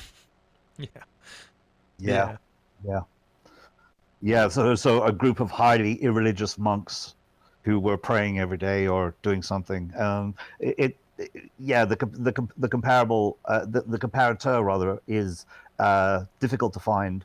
But there is one thing to say about this: is that the majority of this data comes from the U.S., where people aren't living in Pleistocene savannah, watching their children, being dragged off by predators, whatever it is that our lineal ancestors in our majority environment of evolutionary ancestry, would have been characterized by, and so it's difficult to take the Christian bake sale in one of the richest countries on earth versus the atheists in their basement muttering away to a Sam Harris podcast. I don't mean that's all they do, but I think the evidence of the insulation against depression that religion appears to represent, where there is low socioeconomic, general standards amongst the population, it seems that religion is immense salve. In those situations of extremists. And America is not a good example, but in so much as I've looked at it, and it's a long time ago, it seems to have a pretty major effect where life is hard and poverty is rife, and you get few atheists. People cleave very much to religion in those circumstances, and I imagine it's just not for any reason in particular. It can't just be because they've yet to receive the good news of the God delusion. I'm sure it has quite the salve there. And I'd even say, and on further thought, I'm reading The Ladder of Divine Ascent right now, which was a book written by a monk for monks. And I don't think if you tested those monks for their happiness levels, they would be very happy. And the point of a lot of religious life in many scenarios is not happiness, and in fact, it can lead you to further depression of various types. And so, even just generally, the point is to make you happier. So we should test this method of getting happier versus this method of getting happier. And I'm not precisely sure how you would measure someone as being irreligious either, because those people that in whichever countries that we would consider secular countries have some version of motivating ideology or belief that you can call it religious or not religious, but it's its own set of bananas, I guess. Yeah, I suppose there are two experiments that we would run. The first one is to say, can we find anything in a belief in supernature? So a belief in an actual supernatural divine versus you really just think that Mao's Black Book, it's never been better said than this. This is as perfect as a tome for living a life and then upon it a society. So you could run the experiment for beliefs of the supernatural sort, and some work has been done that in psychology. There's something called the spiritual transcendence scale, and all sorts of measures of how religious someone is by their practiced versus belief versus belief in intuitive belief in things like object impermanence, that kind of thing. Yeah, I think that's a question, Jimmy, in which I would guess, I'm interested to know, as a religious person, you would think that the supernatural aspects of religious I want to say comfort, because that's not really the point of Christianity, is just to be a comfort. That sounds trivial, but the super nature of it would likely you would expect to be having some effect there. Effect on what? Well, if you're praying and actually connecting with a supernatural being that loves you, that really does. So the connection that many religious people report when they pray, I would imagine that you would be surprised if that had no positive effect on their state. So in other words, if the positive effect that they reported upon their state was no different to if people prayed to just what they thought was, something just, let's say like the sun. They didn't think loved them back, but they were just like, that's too thank conditional, you for though. That's too conditional. I mean, yeah, it's too one-directional. Yeah. I think many people would report. I think many people would report that through prayer, they've come to realizations that put them in a worse state of mind in terms of, am I comforted or not? Something like that, like a strong conviction from prayer, and it wakes them up in a sense to a new, deeper, darker reality. I think it's like Instagram. That's the end of me then. I'm an atheist, but you've convinced me now. I'm never trying. Okay. I think it's like Instagram. If you go by what people are sharing, they're not sharing the deep, dark, awful things. They're sharing the nice ones. Yes. No, I don't. I think that if you're praying to feel better, that's not doing it right. I mean, it's. I think we were talking more about comfort, right? And basically, ultimately, we were talking about some sort of buffer against depression. And it seems like believing that there is a paradise hereafter, and you're a jolly good candidate for it, that because of the fact that you're praying quite so sincerely. Well, that I would distinguish. I had to say, even as an atheist, it's not a huge Kierkegaardian leap I have to take to say, well, that would probably make me feel happy. If I was praying, knowing that I was going to the best place ever, if I felt miserable, then that sounds too much like Pascal's wager. It sounds too much like Pascal's wager. No, I'd just be happy if I believed it. How could I not? I don't think that's what most religious people think, though. I could be wrong. They don't think if they pray. They don't think if they pray that increases their belief. So redemption by faith, redemption by works, or something. Someone who believes in redemption by faith absolutely believes that it's their faith. the fact that they are praying and that there is such a wonderful hereafter, redemption, remember, it doesn't get better than that. It matters if they believe it. Of course it does. Yeah, but works matter too. And part of the works could be how terrible you feel. Because of something. Jimmy, I can't really have this conversation with you because I'm not a Christian, so it'd be so strange to have an atheist arguing with a Christian whether it's faith or works, because Christians have done that for like at least 2,000 years, right? So I'm not going to argue it with you. I think what we're saying is that you're kind of reading into the intentions of believers when they believe. Yeah, that's a good way to put it. It's what we're telling you from our experience as varying degrees of believers is that's not exactly what's going on. I've been, I think, several degrees of believer, but when you say that's not exactly what's going on, so in the Salving Against Depression case where someone prays, what do you think I'm missing there that's going on that may be having the effect? I don't think that comfort is a salve to depression at all. I think that the salve to depression has... Why is it not? Because we're more comfortable than ever and we're more depressed than ever. So I don't... No, it's an existential comfort. It's not this is a more comfortable sofa than when I was, sitting on some straw that I'd, bound together. Maybe not that kind of comfort. Like that it feels existential like comfort. It's for something that you don't know.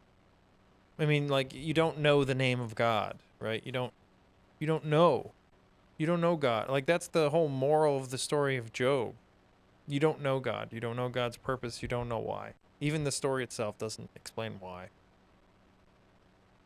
But I mean, God's purpose is all over the Bible, right? He has a plan. It's redemption. It's great if you get it. Yeah, but what is redemption? Your paradise, heaven. That's not precisely, I think, how it works either. It's a big mystery what God's up to. Well, that's certainly not what most Christians believe, right? So if you look at the latest Pew polling, the belief amongst Christians, at least in the United States, there is a far greater belief in heaven. It's as great almost as the number of people that identify themselves as believing Christians. Yeah, but what is heaven? And fewer believe in hell. I don't know that we know what people mean when they say heaven. So do you think that heaven is something akin to suffering and torment? No, but we don't know. Like, it's definitely not pleasure in a hedonistic sense. So we don't really know what it is. It might be a sense of oneness. It might be like the state reached in meditation. It might be like that like having a connection to that monistic universe. So it just might be bliss, right? So having basically the notion that you are headed for eternal bliss, how would that not be comforting? I wouldn't even necessarily call it bliss, but the ability to be in union with God. Yeah. Which is how would that not be comforting? Bliss. Because God is how everything. Would that not be comforting? Because God is everything, not just the good stuff. Like God is the top and the bottom. That's why Christ washes the feet of other people. So you're saying that hell might be a terrible place, but heaven might not be that good either. Well, that's I've never in my life met a Christian who thought that was the case. No, heaven is the ultimate good. Maybe is the ultimate good. Christian. It's just we don't know. Like we're dual. We're full of duality. So like us understanding what is good and evil is like we try. And we try better and better, and we try to fail better, but we don't know. Like any image you have of heaven is definitely not correct. I'd say to your point factually that in the Bible, it's certainly stressed that God is good and that he will win. And we don't know precisely what that means. I think you're rather missing the point there of what it is that most Christians believe. And most Christians believe in heaven as being the best of all possible places.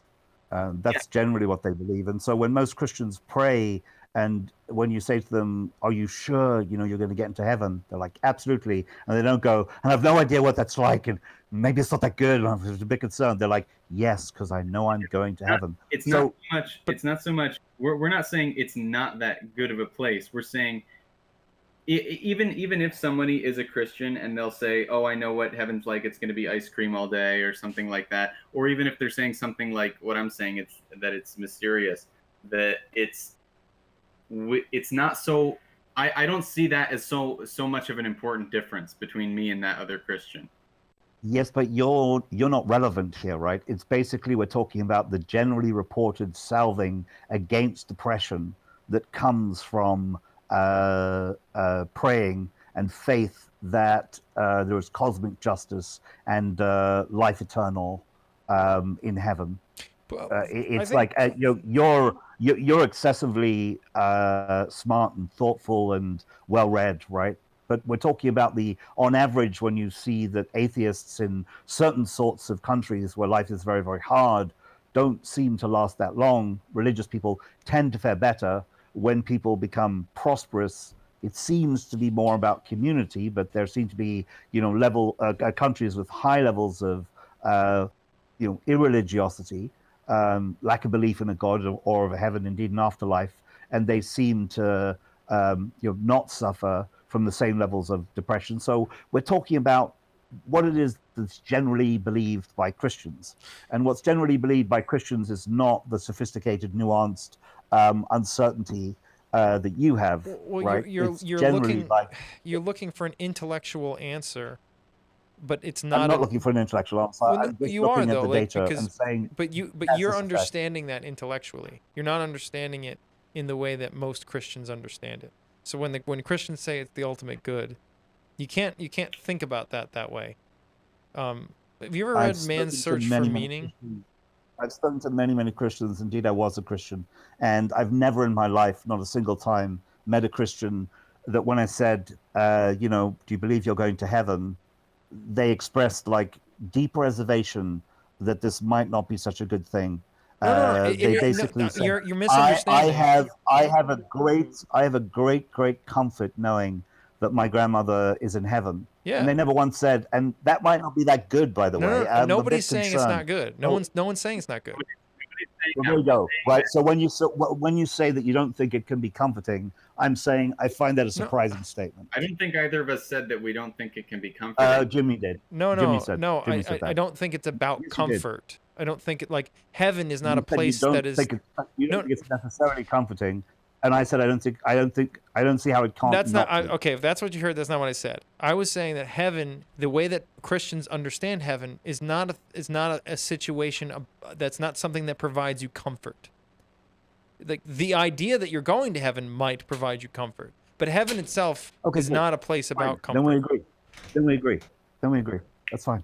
I think that what me and Jimmy are trying to defend against is the Freudian notion that faith is in some sense inauthentic and it's a cheap purchase of comfort here on earth, and that it is a larger thing, but you're right to say that it is comforting. That's obviously true, and that's like almost what all of the Psalms are. Is well, actually, the Psalms kind of go back and forth, and and they are very much like God and your righteousness comforts me. That's how those sound, and that is a big purpose of, not purpose, I should say, as if it was concocted that way, but that's an aspect of various parts of religion is comfort, even here on earth.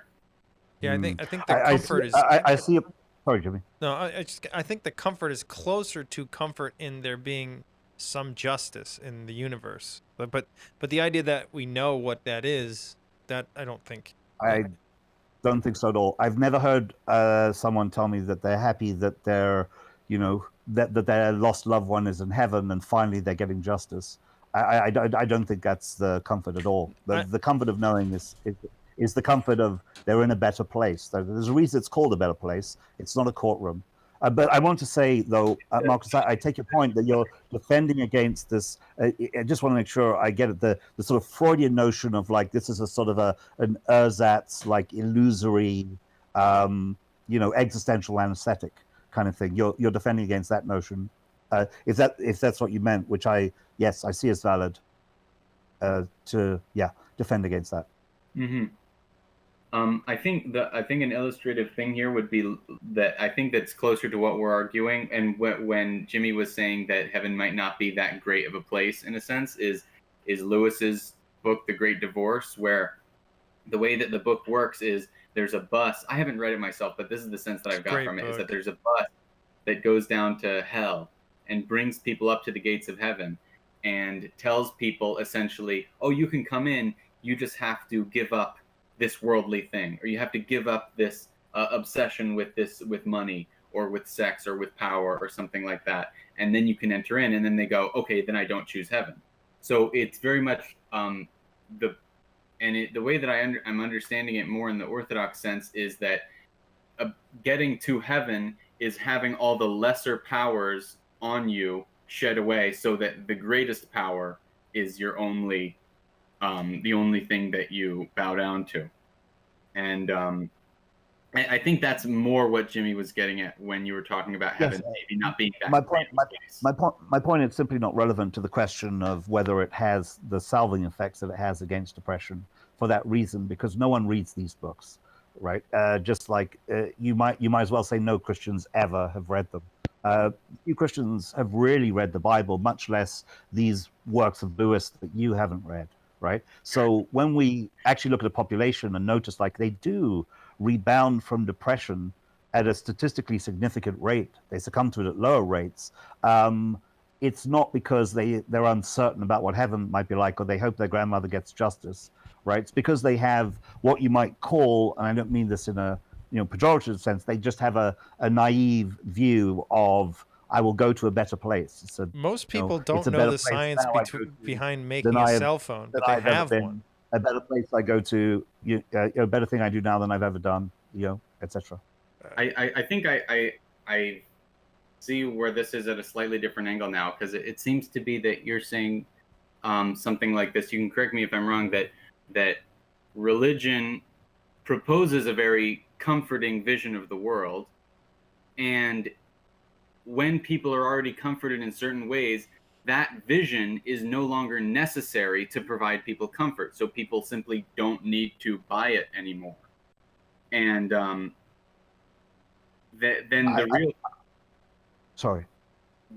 the real question is, in a sense, why do people still buy it, and why have people who do have access to those other means of comforting them still continue to purchase it? So they don't, right? So I wasn't intending to have this conversation, but one of the greatest predictors of the decline of religiosity is GDP. And so the United States is a erratic phenomenon on the landscape of the general picture of socioeconomic development. The United Kingdom, for instance, the Anglican Church, much of our cultural identity is built around the fact that we are an Anglican parish that split off from Roman Catholicism. So our identity, and the identity even of our monarchy, is bound up with our religion in a more particular sense than, say, the US presidency is. But yet the extent to which we have people who believe in Christianity, in so much as they report that they subscribe to, let's say, one of the central notions, the resurrection of Christ, have dropped below 50%. And I'm sure, as you know, religion is declining. Religious belief is declining at a faster rate than really anyone thought it would in the US. But the picture is the same pretty much everywhere. So the question of like, why do they go on doing it? We're talking about a world in which in the 1980s you had a better than 85 to 90% self-reported identification as believing Christian in the United States, and you're now hovering just below 70%. of identifying as Christians, and the actual believing in, there's an actual heaven is lower even than that.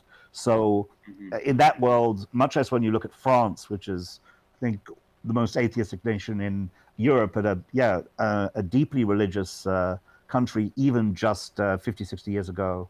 The same everywhere. So say, well, why do they go on? In general, it seems very early in the experiment, and all the data is, traveling rapidly in the opposite direction to say, how come they keep believing it? I think they just traded one church for another. And ultimately, I don't believe the other one's going to be very successful. I might be wrong. What, you think we're all Scientologists? No, I mean, you just like GDP, so that kind of comfort. That's they're the church of materialism and consumerism, and it's still a church.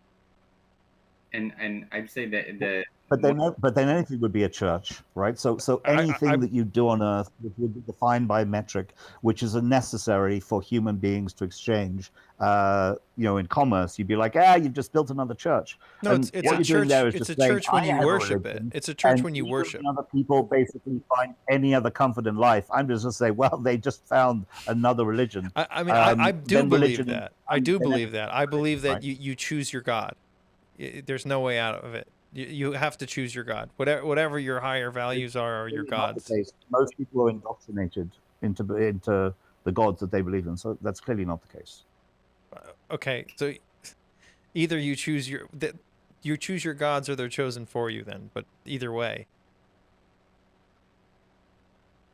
So you think the world is basically just homogeneously theistic? Not theistic per se. Not theistic, but religious. You know what God means? What are they, deistic or?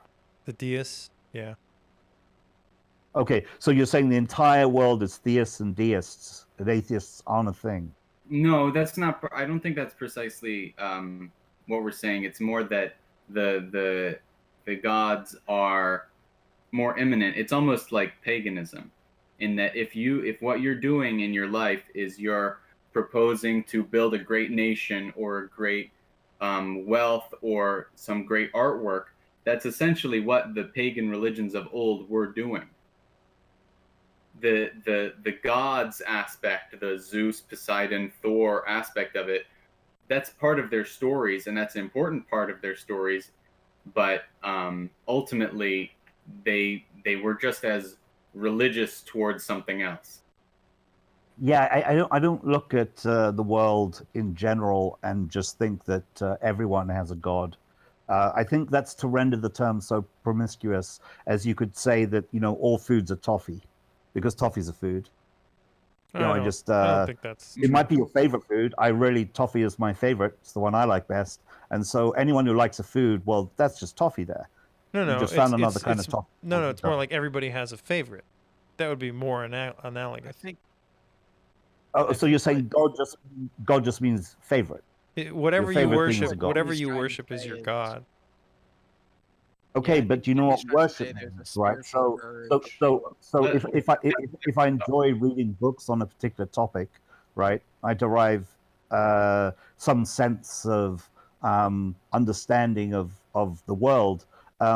It's again to render the term worship so promiscuous as to ruin it of all actual meaning. Right? You're just like, agree. Everyone believes in a God. I don't agree. I mean, I think that's in the Bible. You agree, right? Because you say everyone believes in a God and everyone worships. And that's not the world I see. I would love to see somebody who doesn't worship. What do I worship, do you think? I don't know. Yes, please, sorry. I think what Jimmy's trying to get at, and a lot of evidence has shown this through a lot of psychological studies, that there is a spiritualistic or a religious urge that most people exhibit in some way or another. And perhaps what Jimmy's getting at is that most people find something to put that urge towards. It may be money, it may be actual religion like a god, it could be a piece of art, but like most people commit that urge to some facet of their life and worship that as their sense of legacy, sense of purpose, sense of meaning, sense of something bigger than themselves.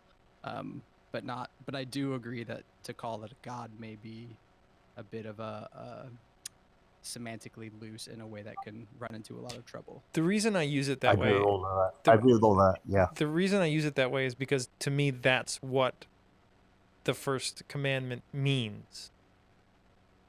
It means like to Marcus's point, he said I agree with him that people who aren't consciously monotheistic tend to be pantheistic and paganist. So like they tend, in my opinion, to use I'll try not to use the word God, but like they tend to worship multiple things and because it's easier to see it, to not see it that way. But I don't think you can get out of that sort of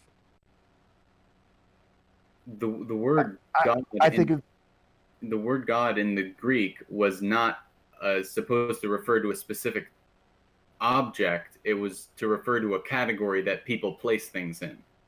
So people place things in the category of God, and in a sense, that's the thing that organizes the rest of the way you act. So yeah.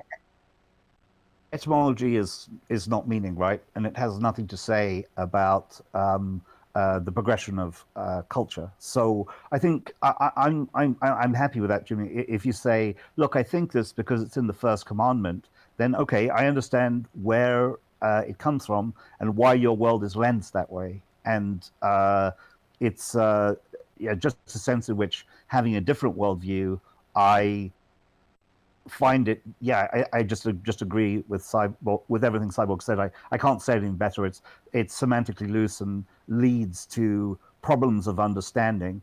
But that would be the case since you have a particular view which is different from mine, and we begin from essentially different axioms. So it's entirely to be expected. So yeah, that's fine. But when you say God, I'll understand you not to be saying like you have this veneration of a minded entity or a kind of something which amounts to a god. You're saying just this is something which is the urge to find meaning around which you've satellited your behavior, sure, which I think is perfectly fine. Yeah, like the person who's a careerist, whose entire life is devoted to their career. To me, that's their god. Well, yes, but I mean, then you have a problem because there are lots of people who, have satellited their lives around a great many things. They have something called the work-life balance. That's right? Where what do they believe in then? Demigods? But it starts to become strange. But when you say like, someone finds meaning in their work and it to some degree or other organizes their lives, I understand what you're saying. But when you start saying that everyone has a god, because that's what it says in the first commandment, that's essentially to smuggle monotheism into all human life. That's not what I'm saying. That's not that. No, I agree with you that most people don't have a single thing. I use that as an example of a single god, and that's why I said to Marcus's point, people tend to become pantheistic. Without like monotheism is not the norm. There's a thing you have to consciously choose. There is no god but God. Everything, all other gods are not God. Like that's what that means to me is whatever you're worshiping is not God. So it's all underneath God. And to worship it as though it is God is a sin in my religion. I mean, I understand. It's definitely a word choice problem here, in that this is a reason that in the Bible there's a lowercase g and an uppercase g, right?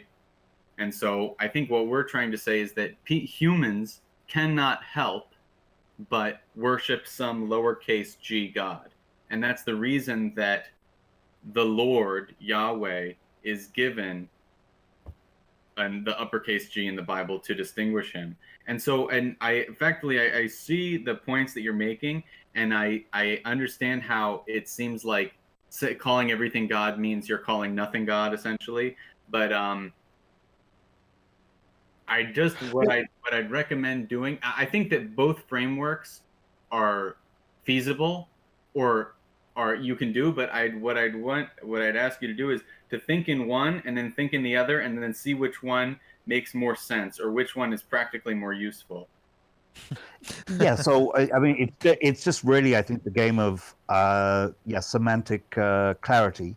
And so to project the nomenclature of your worldview to describing everyone else's worldview. And so I could say, in the Bible, when ultimate meaning says, I am the way, the truth, and the light. When ultimate meaning was killed by Pontius Pilate, and then this promise that ultimate meaning gave to Moses, that people would be, it would sound to you like, well, you're talking about God, so why are you saying ultimate meaning?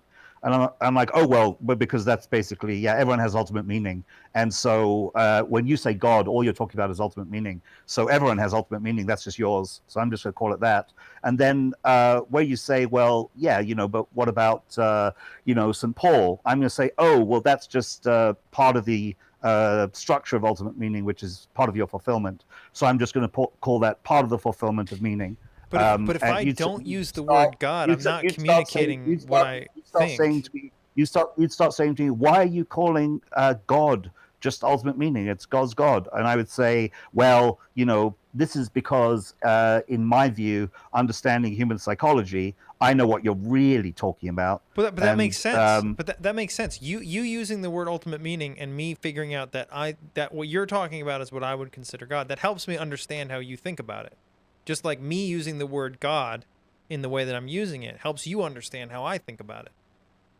It helps us to understand it, and then in each other's worldview, right? For me not to tell you that, Jimmy, I really hope that ultimate meaning loves you, and that he has a plan for all of us, ultimate meaning. And you not to tell me, like, factfully, that creative project you're working on, that God of yours, right? It's just, it basically is a kind of, it plays havoc with language and gentle conversation. It's funny because I feel the same way about not using the word God. Like, it feels to me like not using the right term. It's not true enough to me. Well, see that's funny, because I'm perfectly happy for you to use God to describe God. And I don't feel when you don't call it like, well, what I've ascribed ultimate meaning to in the same way that a Muslim does, in the same way that someone who's trying to escape the cycle of life and death does. I don't think, oh my goodness, Jimmy, you're using the wrong word. It really bothers me. It's just not true. No. You believe this is a real entity. I'm like, okay, I'm trying to communicate I'm trying to communicate how I see it, and I don't know how to do that without using lowercase g God or gods. Because any other word doesn't really. Do it. You just don't like doing it that way. No, it's like you do know how to do it, because you said factfully, when you say ultimate meaning, that really helps me understand. I'm like, great, so you know what I mean by it. And you're like, yeah, but I still want to call it this. No, so it's not that you struggle to. No. It's just that you prefer not to. No, it's not. It's like, this is like, okay, I also am Orthodox, and so of the Christian denominations, that one especially, word choice is very important, and for me to say that would be I would be lying to you, because it's not what I think. It's not accurate to what I'm trying to describe. So that's really interesting. So you feel it would be dishonest for you not to refer to my Bugatti Veyron as a god that I worship. I don't know what gods you worship. I just know that I love that car. I really love that car. Car has brought me fulfillment and meaning, and several dates I probably wouldn't have got otherwise. Maybe, yeah. Probably one of many. I mean, my experience. See, I just think it's a car. Okay, but like, if you don't I have, don't think God. But if you don't have, this is an expensive car. Okay, if you don't have a God capital, sorry. I was just gonna say, can we leave some room for rebuttals? I feel like there's not. Yeah, we're not true. letting Jimmy kind of come in here and speak his piece. Just saying, let's do a little bit more ping pong with the conversation if we can. Okay. Sorry, understood. There's a. If you don't have. This is my view. I'm not saying you have to agree with me, but in my view, if you don't have an uppercase G God, a single God, that is above all the other gods, then how do you not replace that with at least one, probably not one, probably many, that are like, so like if you have a hierarchy, you have to, like, your hierarchy of values has to have a top, right? If you don't have a single top, then you must have many tops. And those are your gods. So like underneath it, whatever's underneath them, that's where you worship it. So like wherever you choosing your car is over, like, more important than a date or something. I mean, I don't know what word to use there. It's just a car, Jimmy. But do you get why I'm making the distinction? Like, I wouldn't think that your car is one of your gods. I doubt it. Maybe. I think it comes closest, right? I mean, you might say the ritual of me, wiping and washing it down and admiring its aesthetic and thinking of it. It'll be in the garage when I get home, and all the times I dreamed of, being able to attain such a thing. I think it's yes. I mean, it has ritual, it has aesthetics, it has meaning. In so much as I subscribe to the values of, like fine, precise engineering, and the achievement of the achievement way beyond what one would consider human capacities. It's almost supernatural, that car, in its ability to traverse space. It's pretty close. I mean, it really is. By the way, I don't have any such car. This is just a thought experiment. But I was just trying to say. No, but I get it. But I think like something else on this conversation. Yeah, go for it. In that if we have lowercase g gods, one of the things that makes it more difficult, especially in today's society, to make it very difficult to identify these things as gods, is because whatever is at the top is always shifting. And so for 5 minutes your car is your god, but then the next 5 minutes it's whatever the next thing you're doing. For the next 5 minutes it's the meal you're eating. And so I think it's the excellent point. Yeah. And but I think you see this as a counterpoint in that, the word God is shifting all the time. But what we're really saying is that the soul is shifting. The soul is shifting so fast that it's almost impossible to identify what it worships at any given moment. So monotheistic religions are things that in a sense attempt to focus yourself. Very much so, and I agree. And they are powerful and highly salutary for that fact. So I think you're right there. Yeah. I think about it in the same way. I mean, I think, Jimmy, you and I might have talked about this before, but it feels kind of like a Ulysses pact, right? Where it's like, what do you, in your moments of strength, what do you dedicate yourself to, so that in your moments of weakness you don't succumb to something like lesser than yourself? And maybe that can be a way we can view what somebody's God is. That would be a more conscious, I think, better way. But I think that I don't think that that's like, I think you have to make that a conscious effort. Would you agree with that? Like, that's not something. If you don't think you have any gods, then you're probably I would say you're definitely worshiping gods unconsciously.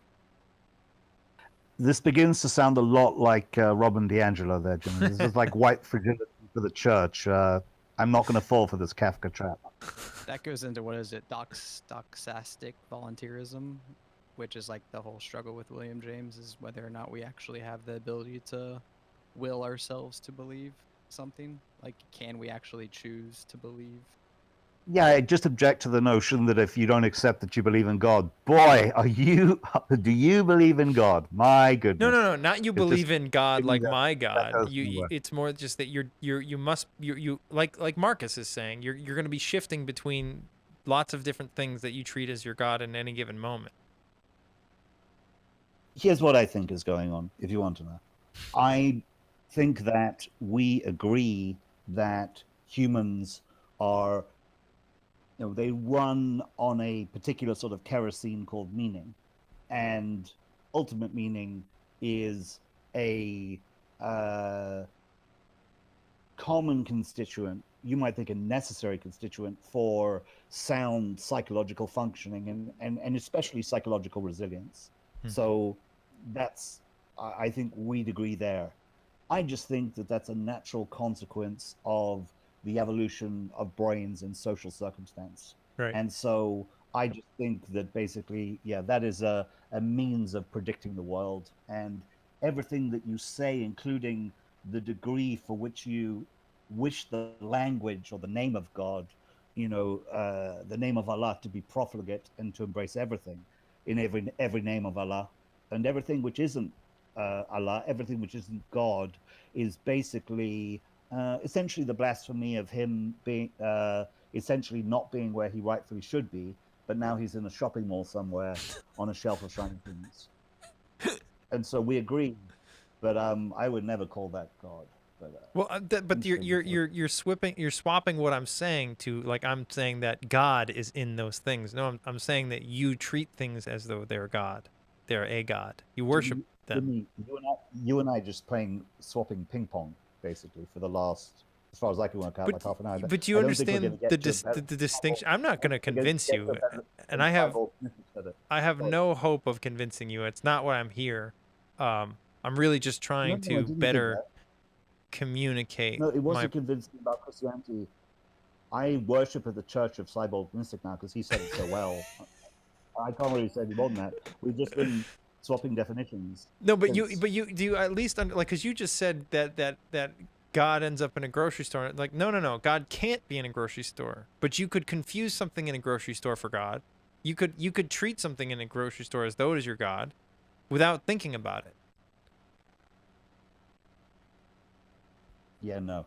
I've never found anything in a grocery store and thought, if I just do what this thing wants, if I just understand. You've never had like an incredible sweet tooth to the point like you want to buy it, but you know you shouldn't, or like you buy something or like you like, let's say like you have $50 to your name. It's not. I'm not making an analog to a Christian God, though. That's where I'm getting frustrated, because I'm not claiming that you believe in it. I'm not claiming that you or anybody else believes in a Christian God. I'm not claiming that.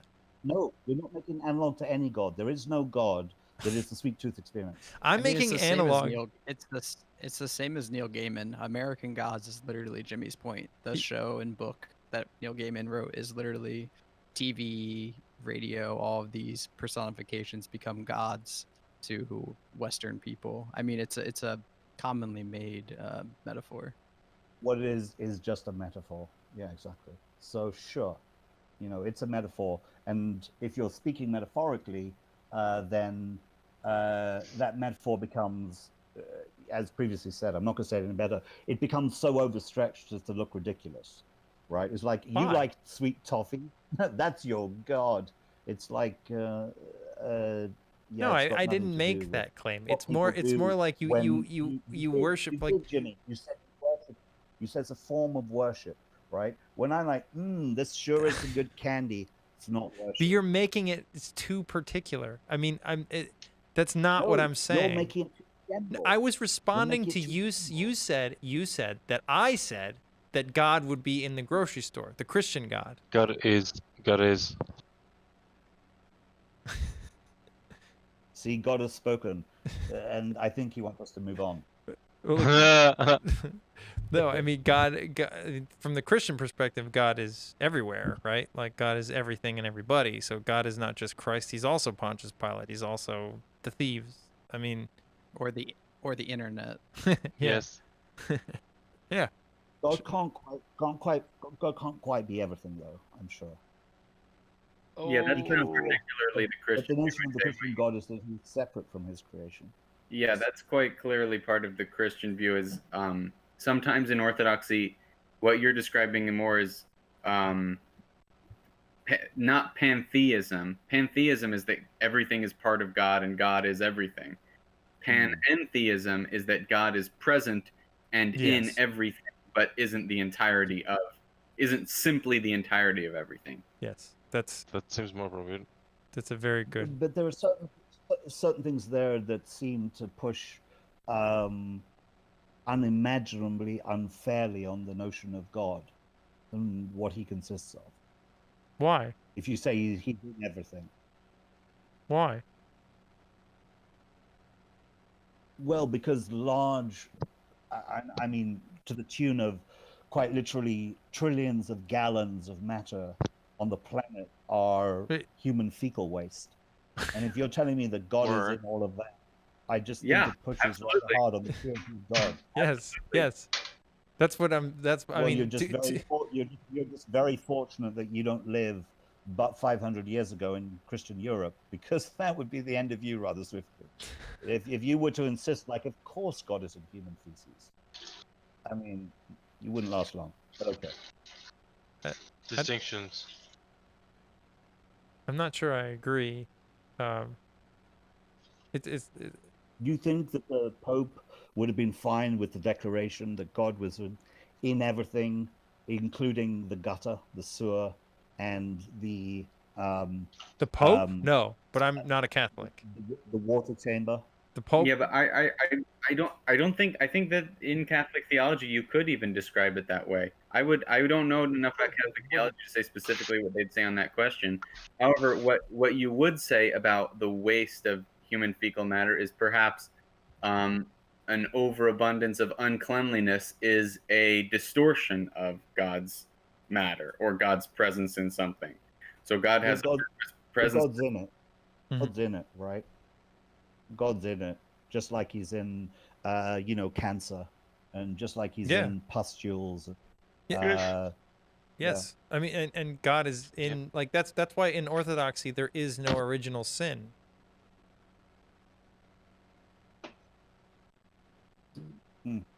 In the sense that God is in everything, at least it's what it means is that all created things had a good purpose, and that in some way that purpose has been distorted through sin or driven away from God. So when God is there, but something is still racked with sin, it's almost like it's in a wrestling match with God. So God, when two people are wrestling, God is there trying to wrestle with them, push them in a certain way, but they're combating him, right? So do you once think that humans didn't defecate? That's not really relevant. That's not really a relevant question. So I understand what you're saying. It is relevant. When you say, like, well, when God's in certain sorts of matter that's seen and distorted, that's because of, the sin of man. So I'm just asking you the next obvious question. That's not what he said, though. I never said that all human waste is always bad. I don't know what Adam and Eve did. That's not really the way that I think about the Adam and Eve story. I generally believe in Darwinian evolution, but so do I. It's when things are distorted, when things are bad, because that's what you were inferring by bringing up defecation, that this is a disgusting bad thing. Generally, no, my specific we're saying. I was just saying it pushes rather hard on the notion of, God's purity. It pushes hard on it, but it doesn't break it. It's fine. Yeah. Okay, fine. Yeah. I was offering charity there, and that I didn't want to say, well, that means God is. I just was, so I see your view, and that, it's a push, but it's not a break. So yeah, that I think is a fine answer. Understand. Mm-hmm. So is there anything else that we wanted to bring about James? Hello. Hello? Yes, I think so much. But yeah, in so much as an aside was indulged, it was interesting. But I'm going back to worshipping my mute button. Oh man. Yeah, I mean, did you go over your final? Yeah, you did. You went over your final point. Oh no, actually I didn't. Sorry. The point that I wanted to bring up was right to the second of the. It's right towards the end. It's like the second to last paragraph or something like that. He says, I thought it was really interesting because it's a political thing that he's talking here. He says, in either case, we act, taking our life in our hands. No one of us ought to issue vetoes to the other, nor should we bandy words of abuse. We ought, on the contrary, delicately and profoundly to respect one another's mental freedom. Then only shall we bring about the intellectual republic. Then only shall we have that spirit of inner tolerance, without which our outer tolerance is soulless, and which is empiricism's glory. Then only shall we live and let live in speculative as well as in practical things. So it's very interesting that he's saying that he rarely gets explicitly political, but this almost feels political and relevant to modern day discourse, is that because I think a lot of people think that we've got the First Amendment, so we have free speech, end of the day, right? And I'm not recommending any kind of government enforcement of free speech on private companies or something like that, or private individuals. But he's very right in that if we don't have an inner spirit, the outer spirit is useless.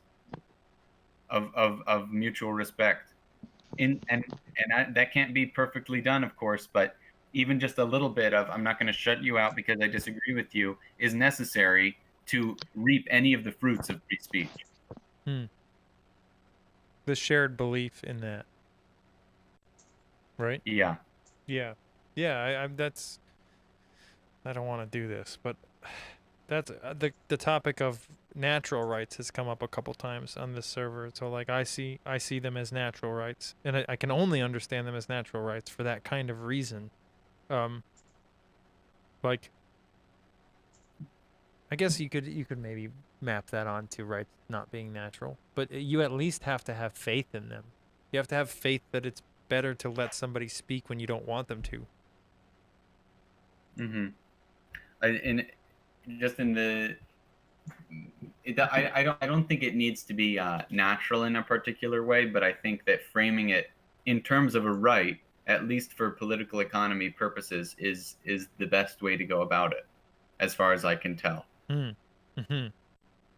Yeah.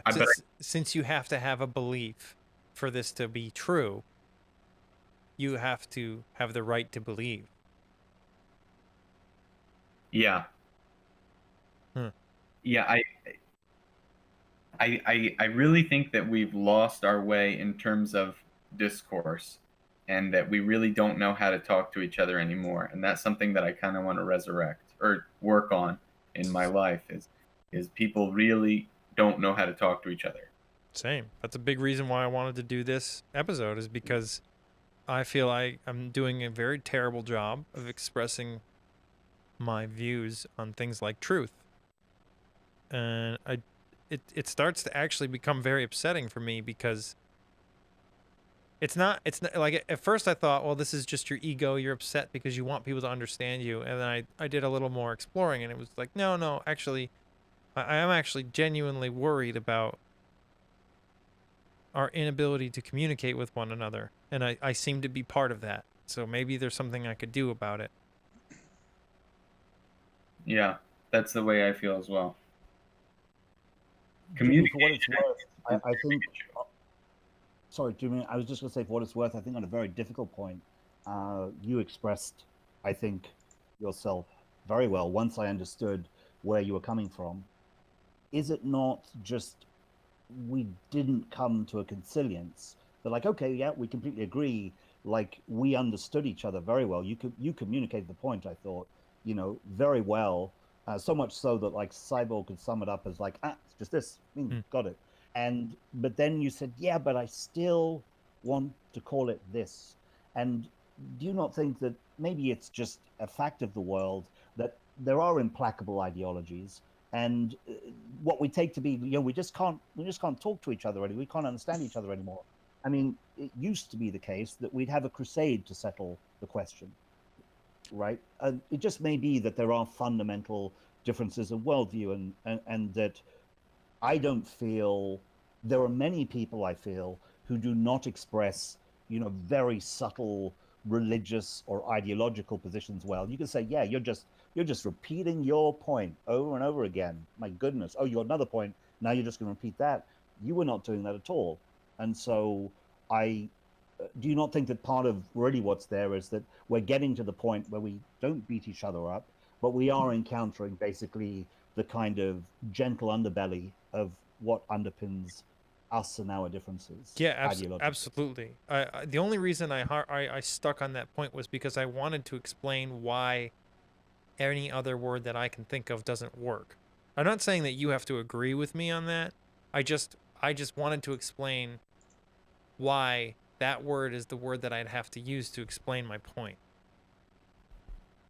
I think I agree with what you said too factually, that we have reached this sort of implacable ideologies sense with each other, not just in this conversation, but in largely when we reach the oh, I can't agree, you can't agree kind of thing in society, we don't immediately crusade someone else. But I'd say that the that implacability is a function of how people respond to it. And so where the axioms that we come to the conversation with come from is a function of the conversations. And I'm very interested in seeing what happens when people relax and make stronger their axioms. This is an area that I'm very fascinated by and that I want to move forward into longer. Actually, in my life. I want to say this. So you used the word crusade. I think it's a perfect word, but I don't think that's a thing of the past. I think it's happening all over the place, and I think it's getting worse. And I think it's just something people do, and I think sort of the reason I'm sticking on trying to communicate my point is because I feel like a lot of the crusades we see today are people who have not realized that they have not realized that they need to figure out how to better communicate what it is they're trying to say. And I honestly believe that most of them would realize that what they're trying to say doesn't make any sense if they just spent some time on it and they'd realize some other things were wrong. But for me, I've noticed that like if I and this has gotten really bad over the past couple of years, like I think increasingly for at least 7, but like when I know there's something I want to communicate to somebody, especially if they don't agree with me, it's not because I'm trying to convince them. It's because I actually think that if I don't find a way to communicate what I'm trying to say, not in a way that convinces them, but that helps them understand what I mean, then some part of me is going to be resentful towards those who don't understand what I'm saying. And I don't like that feeling. And I don't like that I started, I think Sam Harris is a great example. I started just like be irritated with the guy, right? And it was really helpful. Like when he and Jordan Peterson had those like 4 talks plus the other 2, I thought that was really helpful because If it makes you feel better about all of this, I was talking about relationships with Chupi a little bit ago. She was saying that, you know how Jimmy gets when he's like talking about what truth means to him and stuff? That's how women think all the time. So at least you're in touch with your feminine side. I think I am in touch with my feminine side. So yeah. You're kidding me. This whole like 3/4 of an hour of me like engaging honestly was just so you could brag about how in touch you are with your feminine side. Yes, that was the whole thing. I actually texted Joe. If it was your opener, dude. Oh man. I believe that's what called the enema or whatever in Jungian psychology. I don't know. I'm gonna extend something here. If there's anybody, and I'll put this up either in the subreddit or in the IDW CleanRoom channel. If there's anything anybody feels like they really want to communicate that isn't being heard, then let's do like 3 hours on it, because I think that'll be helpful. Like I started to really think about my own responses to people. Like even recently, I've not responded well to certain people because of my own biases. And if we could set aside time where we're actually trying, and like factfully, I really appreciate the fact that you actually engaged, you know, like it'd be easier to just back off and be like, Jimmy doesn't know what the fuck he's talking about. He's stupid, or not that, but like that I'm never going to get through to this person. He's religious, whatever. It's not helpful. It's more helpful for you to engage with your very good and reasonable questions and actually listen to my answers and then say I don't understand, or either show me that you don't understand what I'm saying or say that you don't understand what I'm saying. And that's not on you. It's like that means I'm still not successful in my attempt to communicate. But that's a lot, like, because at the top of that you have that you are trying to make sense of disagreements where you encounter them, and then you have a particular ascription of what is true and what is not, and then you are hoping that everyone understands, and so I would just say that there may be something in your worldview, actually something fundamentally different in our worldviews, which explains why I might suffer the slings and arrows of this not more graciously than you. I'm less gracious than you, clearly, but that it would bother me less. And it may be this. I'll say it as quickly as I can. Christianity seems to exhort people to find the truth and not to lie and not to bear false witness, and that would seem to translate into some notion of being an honest interlocutor and being it's necessary to speak and to be understood and to invite others to the truth, right? Never hesitate to give any man who asks a reason for the hope that you have in your heart, Peter, these sorts of things, right? They're in the Christian doctrine that it's important that you make your view understood, and in the writings of the church and much of Christian tradition, the notion of being a good expounder, I'm not talking about an evangelizer, but a good articulator of what it is that's so special about Christianity, right? Augustine wrote lyrically about this, that's an additional pressure that you have, but also an expectation of, if you like, the game that human beings are playing.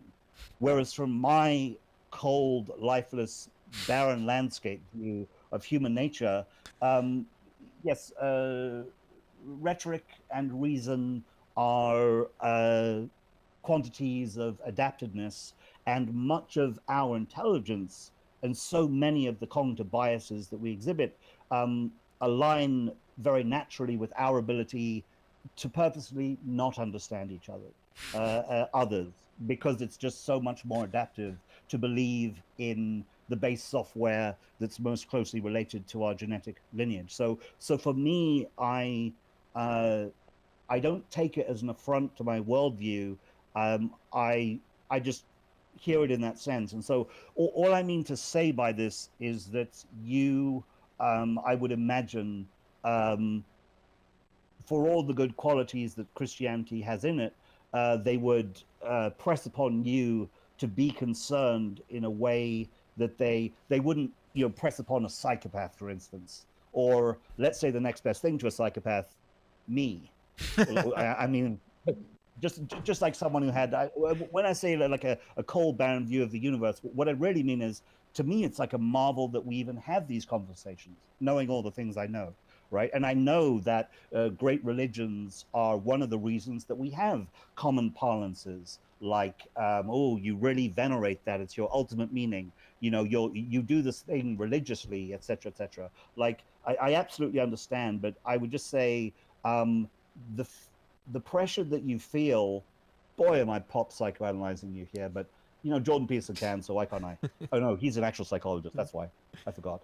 But I'm just saying, yes, I can see a pressure in your worldview that would expect people to want to work together towards a constructive truth, and also that it would bother you not to have given what you feel is a good account of what is essentially the best news that humans have ever had, right? The most important message that's ever come to human ears. So I don't even think I'd go that far. It's really just okay. It's just I'm with you right till that point. Like whether it's good news or not doesn't matter, because I want to hear everybody else's as well. And like I think a lot of us hope that this Discord and this place would be something for that, where ideas can be exchanged and understood, and there's space for disagreement. Yeah, so I apologize. In that last couplet, I made you sound like something of an evangelist, right? I guess that you're trying to sell the product, Jimmy, and customers just stop buying and they get that Bugsy. I didn't mean that. No, I just mean like, none of the reason I'm trying to explain myself is because of my faith. Not directly. I'm sure that indirectly it is, but like, yeah, to some degree it is. But like, I think I can't think of any worldview that wouldn't benefit from it, whether it believes in Christianity or not. Yes. And so there we find ourselves in curious positions, is that I don't think that you're ever going to build a large, coherent, and caring society out of, my notions of, physics and selection and, lions eating their cubs. There's just not much there. My church is going to be empty, I think. And so I'm in the curious position of not holding to your theology, but agreeing with the salutary effects. And when you say I can't imagine it wouldn't be beneficial, yep, even to me, I mean, I do see that. I think you might be surprised with your church, though. Like you said, even in my church, most people aren't thinking about it that much, and yes, but I don't think any of it works without the people who are. So absolutely, yeah, I agree. Maybe it's similar with your church. I don't have a church. No, I mean what you were saying about I have a garage that doesn't have a door on it. That's all I've got. The human nature, the called up human nature approach. I mean, maybe they're not going to see it, the way that you do in that cold way, and they'll find a nicer way to look at it. But I don't know. That's pluralism, isn't it? Yeah, no, I'm not. I just don't have a church, but I just don't think the worldview is going to be anything like as successful. If I had traveled across the world with a book, and you traveled across the world with a book in the, let's say the 1700s, and your book had the good news, and my book said, "Look, you're just atoms." I'd win. Yeah, you'd have all the land, and I'd be in a museum somewhere. Yeah. My book would be this guy. Until you develop the atom bomb. Yeah, I was gonna say that. The point is, I never get there. It's Jimmy that develops the atom bomb, and in his righteous might lets it off, which I would never do. To loop this back, Marcus, I said this to you earlier, and I said it earlier in this podcast. This is why I think that I have faith in a monistic universe, but I do think the best way forward is pluralistic. I think that the only way we can perceive any kind of truth that can progress towards the objective truth is pluralistic in nature. So I can never think that my perspective is enough on its own. I agree with you there, and the way that I've started to think is that perhaps people disagreeing is no one person is going to have the total view, and that's one great thing in James 2 is he's very explicit that no one perspective, at least no one human perspective, is going to be the total perspective, and that the conversation and the history of people talking about these things is part of how you would ever potentially get towards the truth or justice or something like that. But part of that history is having faith like infallible popes. So, yeah. That's what I'm interested in looking into. I'm with you on that. So very cool. We've been doing this for 3 hours and 33 minutes and 33 seconds. I think it's a good time to stop. Yeah. Yes. It's a great time. Great time. Very good. Thanks for having me on. Thanks for coming, and thanks for everybody for participating. If anybody else wants to do anything else, reach out. We'll do something. Okay. Have a good night, guys. See ya. Have a good night, guys. Take care. Happy Halloween. Unless you're under lockdown.